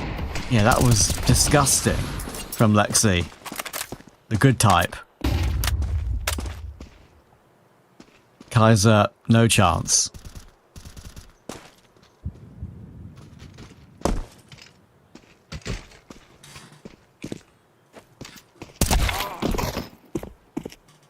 Trav. Oh my god. Trav. Oh, they've got the B-bomb site. It's done. They've got the B-bomb sites. Well, they've got a tunnel rotator. Yeah, but they can get guns here. There's weapons on offer. Yeah, how are you feeling about shooting your bodies now, Ninjas? Yeah, with your tail between your legs. Gonna just shift walk back to T-spawn and... Well, Bounty Hunters got one for free that they shouldn't have had, and now they've given one back. Very kind. Well, we're 1-1. We're 1-1 on that front, as you say.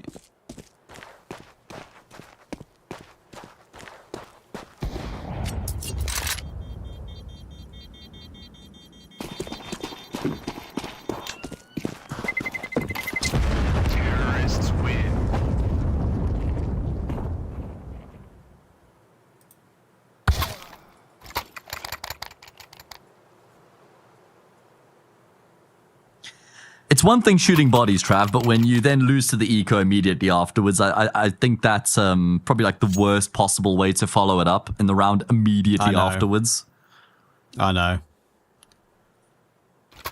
Peria tried his damnedest, gets a double kill from the back of the B bomb site, but unfortunately got overwhelmed. Too much damage had been done. Bounty Hunters aren't going to be able to piece together a pretty good buy here. It's just Freak who's going to have to settle for a 5-7. He could get a FAMAS or a Scout from Ninjas. So you'd imagine something's going to be dropped. No, Ninjas wants his utility. So Freak... Oh, there we go. Okay, FAMAS was dropped. That makes more sense. As they just juggle their weapons around.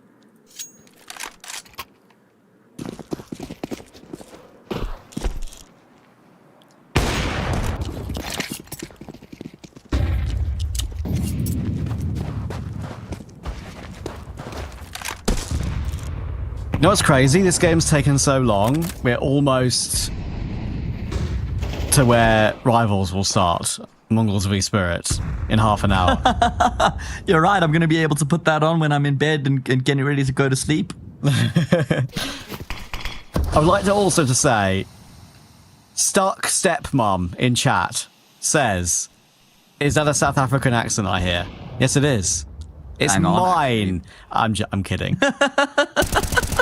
And I'm not sharing my South African. Oh my goodness. Well, Bounty Hunters not looking to be sharing this round either. They've just made it look pretty easy, which is the perfect way to respond off the back of losing your eco, or losing to an eco, should I say. Yeah. And JWAP actually had the answer. One of the casters is South African, if that's what you mean. Yeah, damn. They know ball. They know their accents. They know ball. They know ball.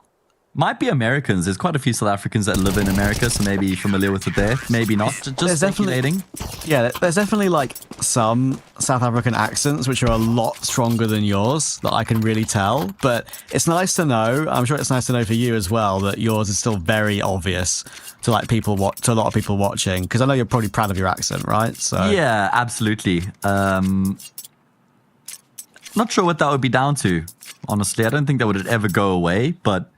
I think when you speak for a living, you've got to speak in like a certain type of way, so your accent then does kind of get taken away a little bit at that point. Yeah, exactly. Oh, the peak for Kaiser has a chance, but not able to connect. And I'll fall away. Only 1-4 in this game. Hasn't really had much to do as Kaiser. And I say much to do, hasn't done when he's been asked of, really. One round he got completely destroyed by Lexi, if you remember, on the Deagle swing in middle. Yeah. Could have a chance here. Bestia looking to head in towards the safe bomb site with the entire team. All 5 players grouped up, heading in that direction. Going to chain their flashes to try and blind that AWP off the angle. You still got Zoc to try and get past, though. He's already drawn blood. And there could be more where that came from.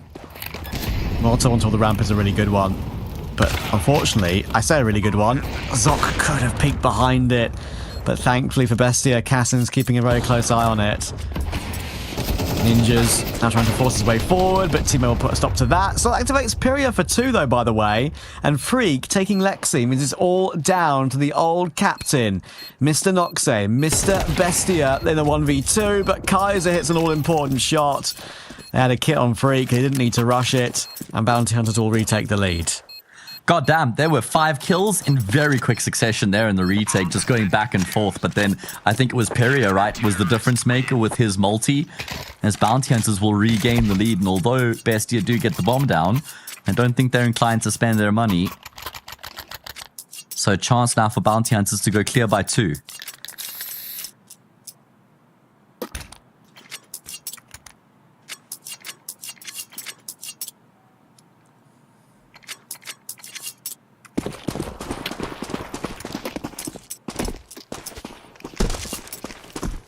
The Tech 9s, though, we've seen them be very potent.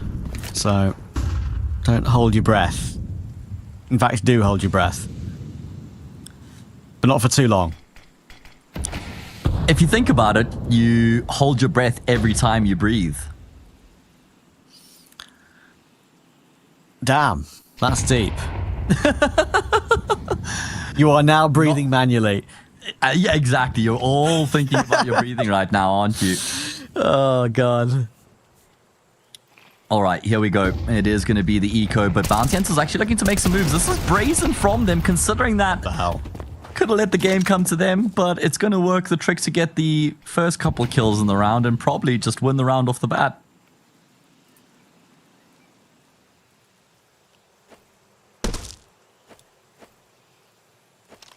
M4 will be recovered on Cassin, but Ninjas is still waiting here. Tech9 trying to tap away in middle, and now Cassin is forced to trade. Ninjas realizes that he can push forward. And there we go. Free headshot and a 5-3 lead. Bounty Hunter's getting a good number here on CT, and definitely an important thing to get for them on Dust 2. It's a very, I guess you say, middling map for them. Bestia have a lot more results on it recently that are W's in the green against every level of opposition, actually. 9Z, Imperial, and then the others like Shinden and LP, Dash Skins we saw the other day, Flamengo. But for Bounty Hunters, they have a pretty, I guess say, surprisingly low T round win percent on Dust 2. They play it quite a lot. They played it 19 times in the last 3 months. They've got a 50% win on CT, 50.7 actually, and a 47% win rate on T side, which is, I expected it to be more even for them, but they struggle on T a little bit, seemingly, on D2. So keep an eye out for that in the second half. Conversely, Bestia also prefer the T side of Dust, though. So True. means that both teams are actually on their favored side of the map here in the first half. Which is unusual, I feel like. Oh, Ninjas, he's being run Double over. eco? It is, isn't it? It is, isn't it? It's a half buy, a sort of second half buy in a row from Bestia. But they still might be able to get some success with it. Lexi with the Mac 10 already doing some damage, and Timo running down the first on Ninjas toward long with that Tech 9. Zoc tapping away. Surely out of ammo soon, and now out of the round to Lexi. They're getting overrun. Headshot angle being played. Freak's jumping headshot Lexi actually in the end, while trying to make that jump onto the new box. Not sure how he's got away with that one.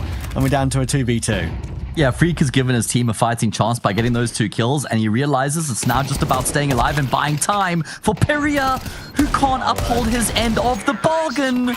And Cassin will finish off the job. I mean, Freak had done everything to perfection. He just needed Peria to then do the easy part, come around the corner and kill the pistol player at range. He couldn't do that. And Bestia have won the half buy. Another half buy, another low buy going the way you wouldn't think it would go. If there was one player you'd want in a position to get what looks like to be a kill that secures a recovery in the round, one that he'd be favoured to get, it would be Peria, and he has whiffed his lines. Tragic. Buying an AWP in frustration. Yeah, let's see if that's going to make a difference. I mean, he is a very capable second AWPer. Agree. And Kaiser's also really looking to try and force himself into the round here. Zocken towards the top middle will drop Noxy. And this is where Kaiser's hoping that he can activate. But Molly forward doesn't matter. Collaterals the 2 of them. And does go down, but he's done his job. Freak. There's one freebie. Cassin stuck in the corner. Peria was always going to hold the line before he ever got to Freak in the corner. And Bounty Hunters have at least a tie on the half confirmed.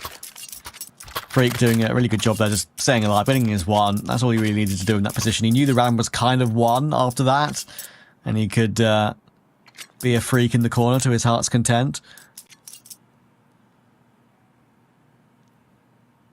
Yeah, it was a really good job there from Kaiser to find both those kills and then just finish off the job from there. Bounty Hunters bravely looking to try and take the fight to Bestia here at the start of the round. And again, like they've lost now to like 2 quote-unquote half-buy ecos here, bounty hunters in the first half, and they've won the round after both of those losses immediately afterwards, right? So that's helped a lot to just make sure that the game hasn't spiraled from that point.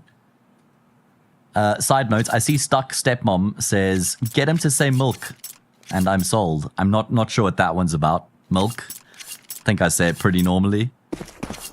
Milk. Yeah. I don't know. You know me and my milk, Trav. Good old raw milk enjoyer. You Went are? to collect my 3 liters earlier today, fresh from the farm. All that calcium. All that milky goodness as we do get back into the action. Penultimate round of the first half. Opening frag found for Bestia. If they lose this, they stare down the barrel of 8-4. I wouldn't try and predict any round win at this point, I feel like, in this game. Just every single thing that you think is going to go one way, it goes the other. But yeah, technically, this should be 7-4 anyway, but Kassin has responded well. 2 kills in this round, trying to... His team on his back, somewhat. Double digits now for him. 8 kills on Noxay is the closest to him.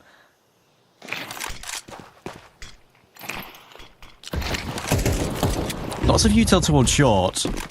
They are diving back into tunnels, and that's not going to be good because Freak's here. That's the bomb on the floor. Repositioning is great, wasting a lot of time. Doing a great job is Freak. Managing to strafe around the corner. Still alive. He will go down here. But the nade is great.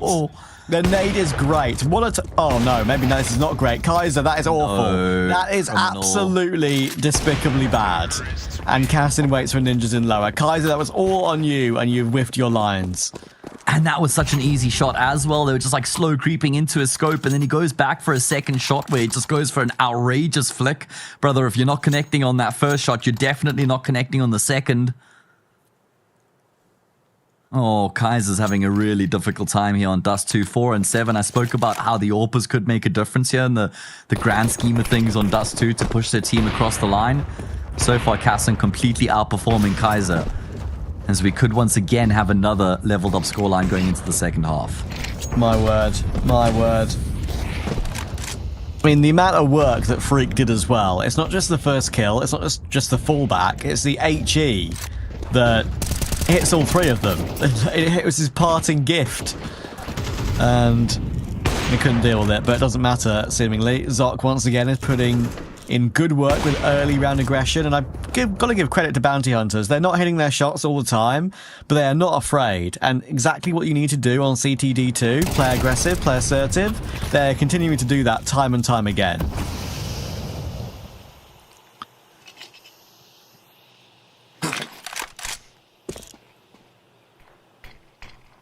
Yeah, it's good to see that they're still brimming with confidence.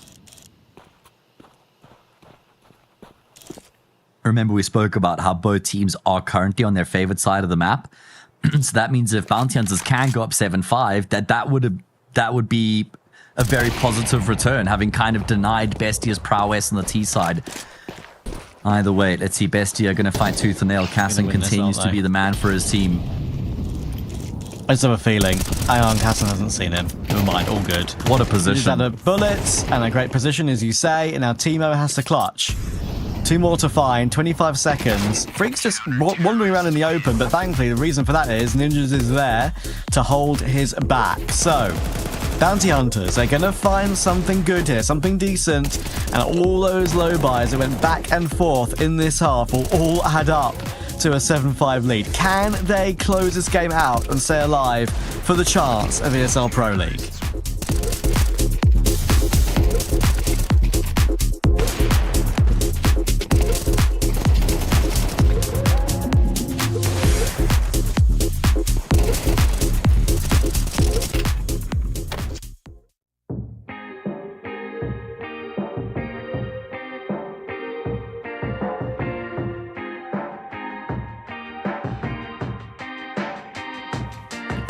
The road to the top is a riddle.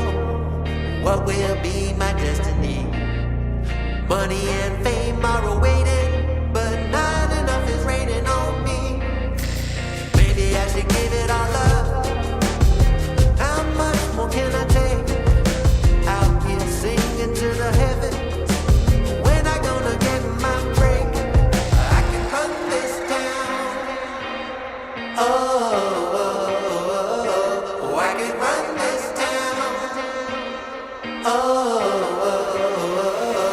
I can run this town. Oh, I can run this town. How will I get out of the jungle? Everybody wanna stop me. 10 more steps up the mountain. Now everybody's looking for me. Spend my life in the desert till something changed inside of me. Now I'm flying over oceans. Everybody looking at me. I can run this town. Oh, I can run this town. Oh, I can run this town. Oh, I can run this town.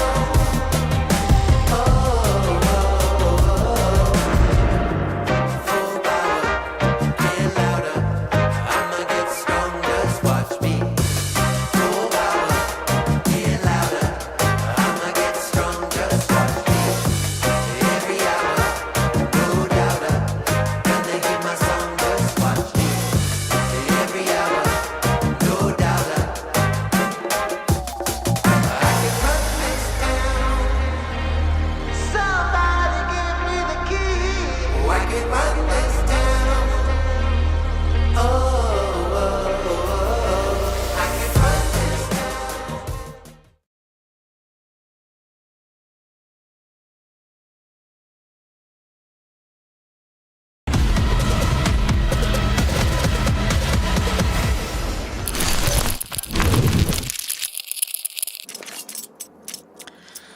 One more half of this marathon BO3, and not a marathon because we've had tons of overtimes, marathon because of the CS update. Valve, why have you forsaken us? I'm kidding, it's a great update, we love Snickers. We are gonna see which one of Bestia and Bounty Hunters get this one over the line. Yeah, pretty important pistol round here for Bestia, because if they lose this 8-5, lose the Force 9-5, anti-eco 10-5, looks pretty bleak at that point. Oh, that is not a good cross smoke. That is a criminally bad cross smoke. Noxe will punish. Oh, this is just easy pickings for Bestia. They're just going to lose a single player, but it's inconsequential as they draw within one. Good showing.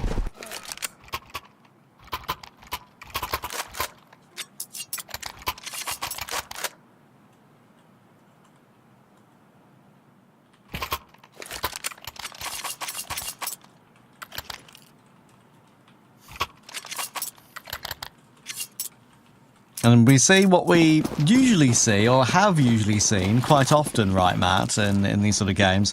We see a single T-side scout, and that's it, on the second round without a plant. I feel like I haven't seen it in a while for some reason. I'm not sure why. Yeah, it's still pretty popular, unfortunately. Unfortunately. I mean, why has Perrier done it, though, Trav? Like, is someone going to drop him an AK when the gun round comes around? You don't want him on a Desert Eagle so that he can have the scout here. They're going to go for the triple stack to boost up and see if they can catch anything above the tunnel like smoke. That. I mean, at least it's a nice pocket. It's a pocket play. It's a nice gimmick, but I've seen this play made dozens of times. It's never won a round. It's not supposed to win a round. It's more just about trying to keep the opponent's economy honest. If you find tags, get some kills. I just don't actually see the value in it myself. As you can see, also with that particular angle, firstly, he barely gets any damage at all. Secondly, because it's a triple boost, he's having to look into the wall rather than actually the angle that he's needing to aim at to get the kill, so as not to slide off the top of the boost. So, yeah, it's look, I understand he's happy playing with a Mac 10 in the gun round. I'm sure maybe they'll just swap it around. He can have the AK and they'll maybe Noxe, or sorry, it's late. Maybe like Ninjas or Freak uses one of the SMGs, but or maybe he's just happy with the Deagle. Who knows? There's no way. No, this would just be some awful decision making if you're going to get your best player. The guy is a 1.32 rating player. You're on the decider, second half of this lower bracket. What are we doing? I know. I mean, Kaiser's 4 and 10, Ninjas is the IGL. You could pick whichever one between them. They should just be looking over and seeing Perrier has a Deke and giving him that AK. All right, I'll stop going on about it now, but I certainly can't co-sign that decision. Anyway, straight out long and straight into A. Plenty of smokes down, and Timo wasn't even on that terrible an angle there, but Kaiser just tapped him out pretty unceremoniously. Thomason's up here and playing around those smokes, but now wary of the possibility of a lurk in middle. Doesn't really have all the information in the world. Freak toward Goose already there. That scout, it should be spammed down through that smoke, and it will be. Casson trying to do some work, and that's some really good work to find 2, and it sets up Thomasine for a clutch, but it's an impossible one, surely. 1v3 it would be. He's found the first already, but nade is missed. Almost nades himself out of the round. Trying to play with the new box, but he's being caught from short, and Perrier, if you had the AK, mate, you would have got that kill every single day of the week. Now, it's still a bit nervy, but he's taking more and more damage. Now, 16 HP, being forced away. They know exactly where he is. One bullet with anything will now remove him. Maybe not a tickle in the toe with a Glock, but that's about it. There we go. Freak will put him down. And it works out for Bestia. Perrier will be able to get himself an AK going into the next round. Freak was the hero. Kaiser did get a neat little opening kill with that headshot as well. I like that from Bounty Hunters. I actually feel like we never see that anymore, Trav. The long take straight into the A exit. You almost always take long, then you maybe go back a little bit into middle, or you just completely slow down. You go to throw one wall of smoke, so you bait out the HE grenades, then you go with the second pump. But this time they just keep up the charge. They keep up that momentum off the back of the long take into the A bomb site, and it works the trick. Yes, sir.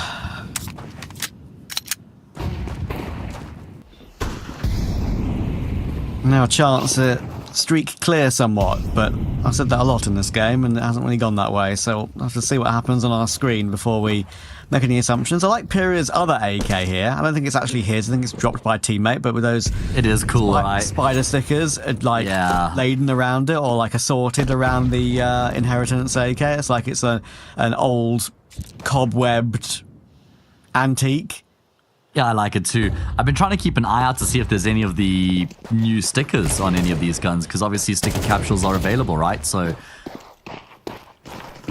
yeah, I think there have been, even during that tech pause, I think the players would have been focusing quite a lot on getting the game back underway and getting everything updated rather than putting the new stickers on. Well, that's just lame. Anyway, it's going to be the eco round here for Bestia, and they've actually been able to find themselves a couple of kills. Won't be anything more than that, but you certainly will take at least those 2 frags. Not the worst return. 9-7 as we go into another gun round, and a bit of pressure on Bestia. In fact, a very similar position to the one that they were in on Ancient, right? The second map, second half, where I think it was 10-7 on that instance, and if they lost that round, they would have had no money, and it probably would have been the end of the map. Pretty similar here this time round.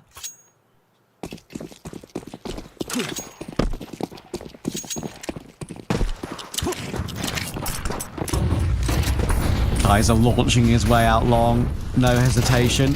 And considering he's had a rough game, I'm honestly, I'll give him that. Even though he's gone down for free, they tried something. Just this time it was countered. He's not holding back, even though he's having a rough game. Yeah. Shut down emphatically, though, by the combo of Lexi and Timo. It's looking pretty good, Jeff, for Bestia to draw within 1, and then you combine that with the economic damage done in the previous, and we could have a leveled up game before we know it. Smoke fades, leaves Zoc exposed, and it is light work for Lexi. Light work for Lexi, baby. Rolls off the tongue well, I like it.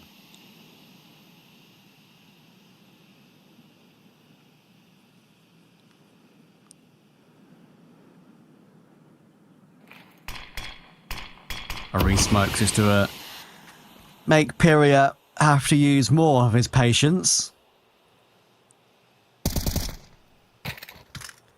His name is Perrier Jr., right? I mean... So who's Perrier Senior? Exactly. I was thinking exactly the same thing. I mean, I'm sure... pondering that a couple maps ago. Yeah, I like because there's no other Pyria on HLTV. His name It's not his name or his surname. It's not his name or his surname. So maybe it's like a nickname for his father or something. Maybe, I mean, who knows? Maybe it's not even Junior. Maybe it's just like Pyria or something. Pyria. Oh, imagine. I've just spoiled our worldview. I cannot unsee it, Trav. I cannot unsee it. It is nice clicking his HLTV profile and seeing 100 out of 100 firepower.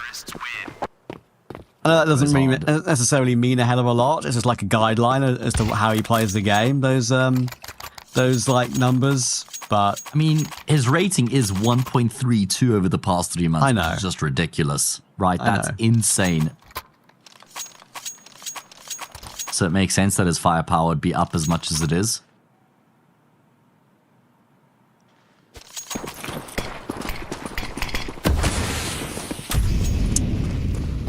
Tough draw here for Bounty Hunters. 2 pistols coming into the round. If they lose this, 9-all, no money. Eco means Bestia should go up to double digits and get themselves a lead, and Casson wants to do exactly that. Zoc already been cut down.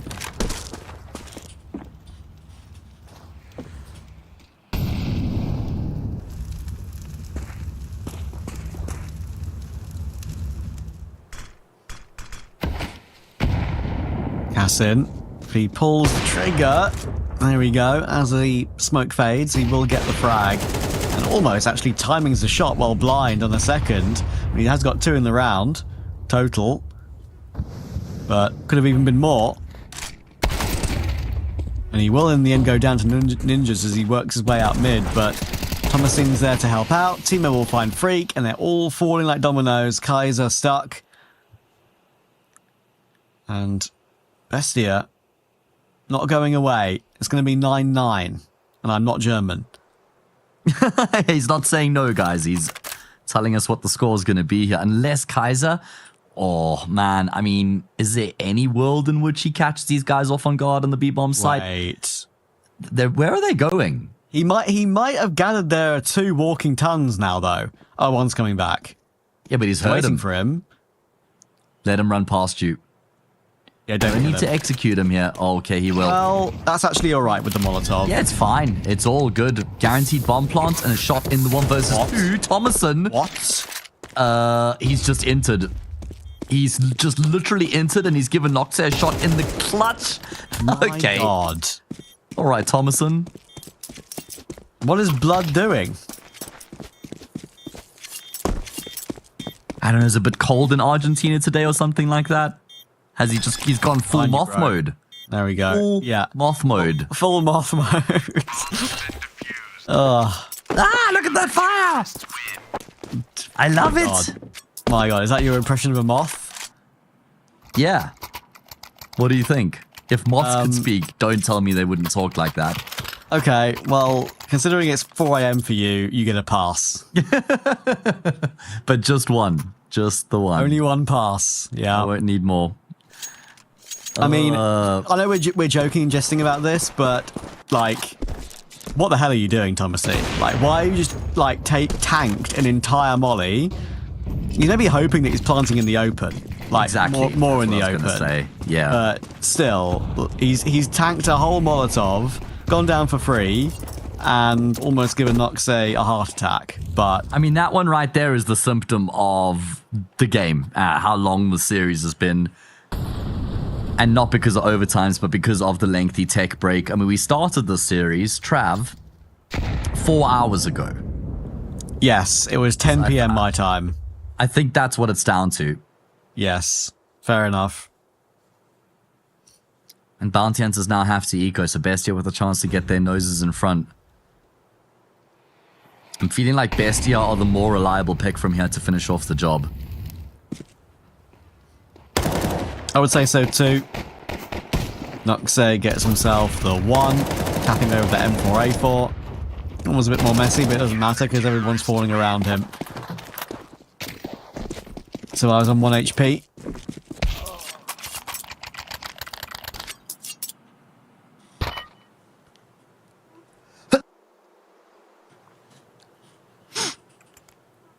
I'm sure you, did, but bless you.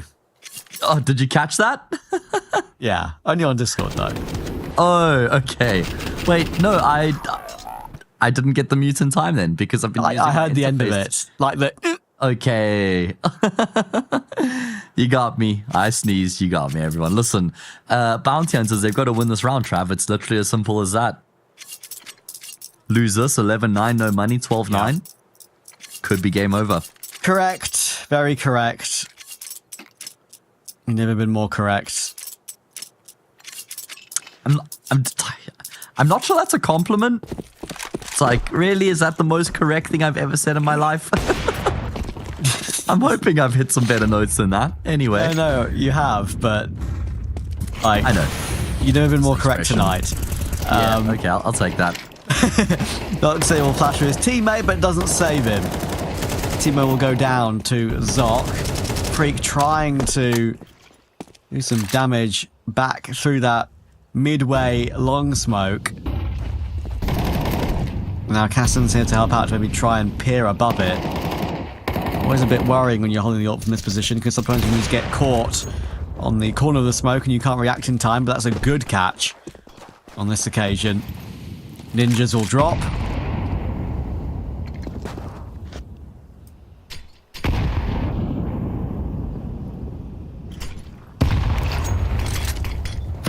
Oh my god. Okay, my internet dropped. I'm back. Thank goodness. I cannot afford to abandon Trav here. Not in this hour. That would have been absolutely tragic. I know. And everyone would be like, sure, your internet dropped. Caster, who's been complaining about it being 4 a.m. That's what's happened. Anyway, look at the flank here from Peria coming through from the backlines, by the way. Noct said, does he consider this at all? Evidently not. Peria will execute him immediately. That then gives up his position. I thought he might have wanted to try and get a bit more from it before he does get the kill. Freak is still biding his time, waiting for his opportunity to pounce. There's not much time left remaining here. Oh, the double nades over to Thomasin's position there. They'd absolutely know he's there, and now they know the AWP's on short too. And Kaiser has found Lexi. It's all cleaned up in half a second. And it's all three players left alive there. 4 Bounty Hunters get a kill apiece. This was a 4 versus 3 for a brief moment. And Bounty Hunters will get that point on the board.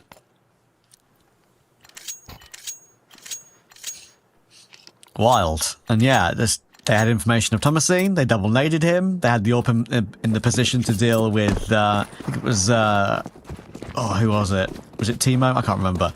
But the fact that he managed to remove Cassan as they did already, and in this following round too, lovely pick out long. Pyria had the spawn connected beautifully.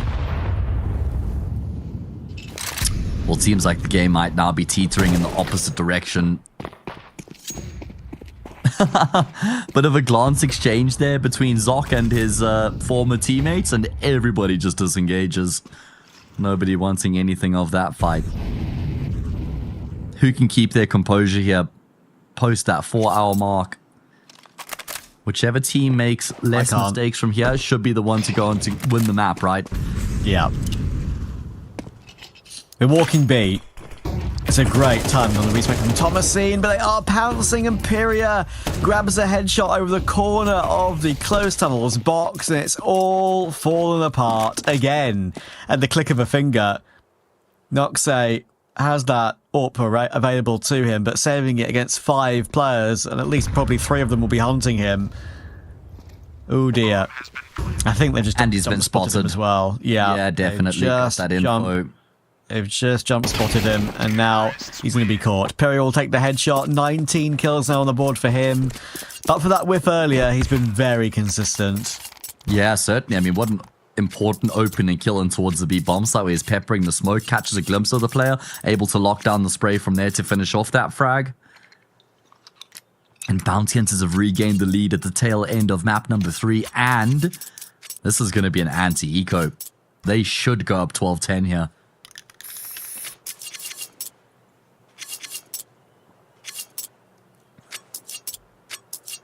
Think about this for Lexi.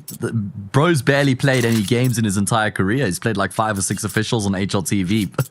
Talk about a trial by fire.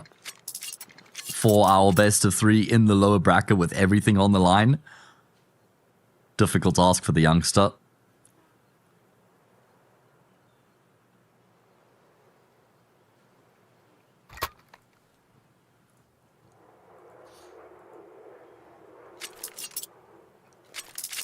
Yeah. It's a weird situation for him.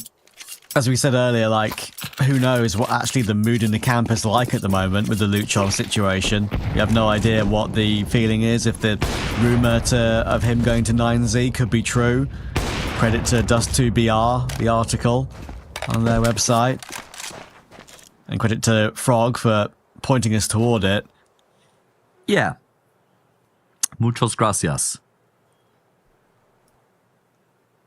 Oh, Trav. Okay. Bestia have spent all their money. I know. Now, I know. I think they would have had enough if they'd saved for a buy in the next. This is a big roll of the dice, opting to go for back-to-back forces instead of saving and having one gun round. Trades coming through. Big frag from Timo, but again, another trade on the table. Knocks their next man up to bat. And he's going to get pinged out of the round, you would imagine. No, does avoid the tussle for the most part, but look at how low he's been tagged afterwards. That's great play from Doc here.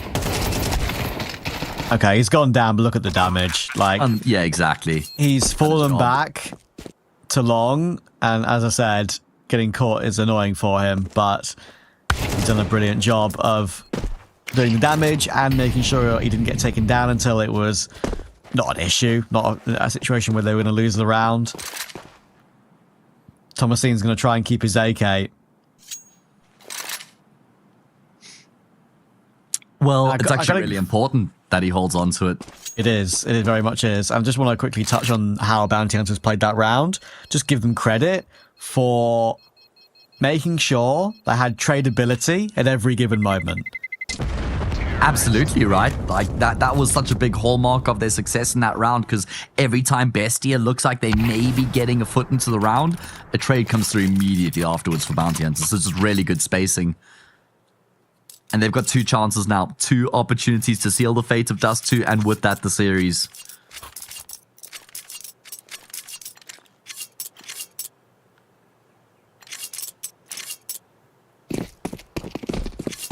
Does it happen here and now? This is going to be the easier of the 2 opportunities, because if Bestia win this, obviously, they got a full buy going into that next round.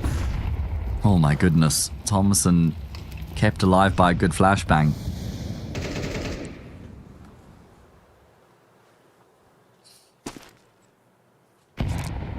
Here we go. For Bounty Hunters, this is it. Can they stay alive in this lower bracket? Can they keep their chances, their very slim chances, at a slot for ESL Pro League alive? Ninjas will smoke mid, a very basic one. Lots of spam from Thomasin. They now know where that saved AK is. I have known for a while. He's trying just desperately, isn't he? He wants some free opening from somewhere, knowing that he's got a scout, 2 FAMASes around him. He wants to be the man. He can't force it. Casson has lurked his way into close mid-doors and actually got that cubby position, but it does look like they might just avoid him, honestly. A late take of long could be on the cards. Looks like they're going to try and take the attention in towards short before they activate out long. So Nox has now had his attention drawn in that direction. No one's looking long right now. Nox will peer back, and he's actually found the frag on can't avoid the trade. Thomason out in the open will round the corner to keep himself alive. Look at the time. There's only 16 seconds left on the clock. Thomason is dead. Bomb carrier has to get onto the site. 10 seconds now, boys. Got to plant. New box being played with. Caston's going to peek, but it's being watched, and that plant will be safe. It's all down to Lexi, the academy stand-in for Luchov, one of the longest standing members of the team. He's been thrust into the worst and most difficult situation. He knows there's no way out. He knows there is no way out of this.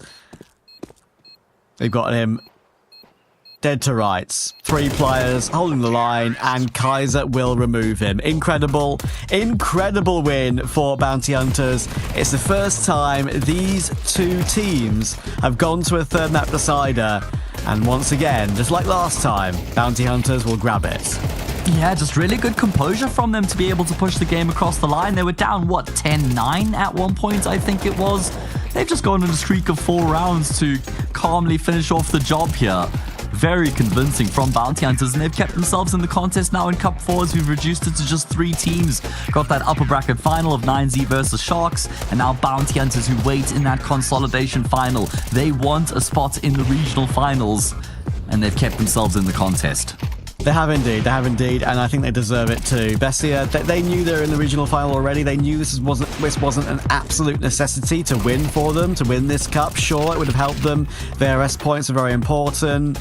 We know that they would have skipped around if they won a second cup in this season, but yeah, it's still not the end of the world. They will go again. They will be playing that regional final. But Bounty Hunters will still be alive in that lower bracket, as you said, and have, honestly, I think deserve it. It's been a very messy game. You can attribute that to how long it was, the fact it was that massive delay, making things awkward for everyone involved, including us. So, yeah, I think you got to give them the benefit of the doubt on that and say, some of these messy moments, they can be fixed, and they will know that it's due to how crazy the game was. But yeah, I'm going to end this one here and now because we've been here for a very long time. Matt needs to sleep, production needs to sleep, and poor old production have got North America to do still. Can I just say, everyone in chat, please think about production and send your love to them because they have one more game to do this evening in North America. So they've been here for a very, very long time. We'll be back tomorrow for more South America, 9ZV Sharks. That's yummy. Can't wait. Banger.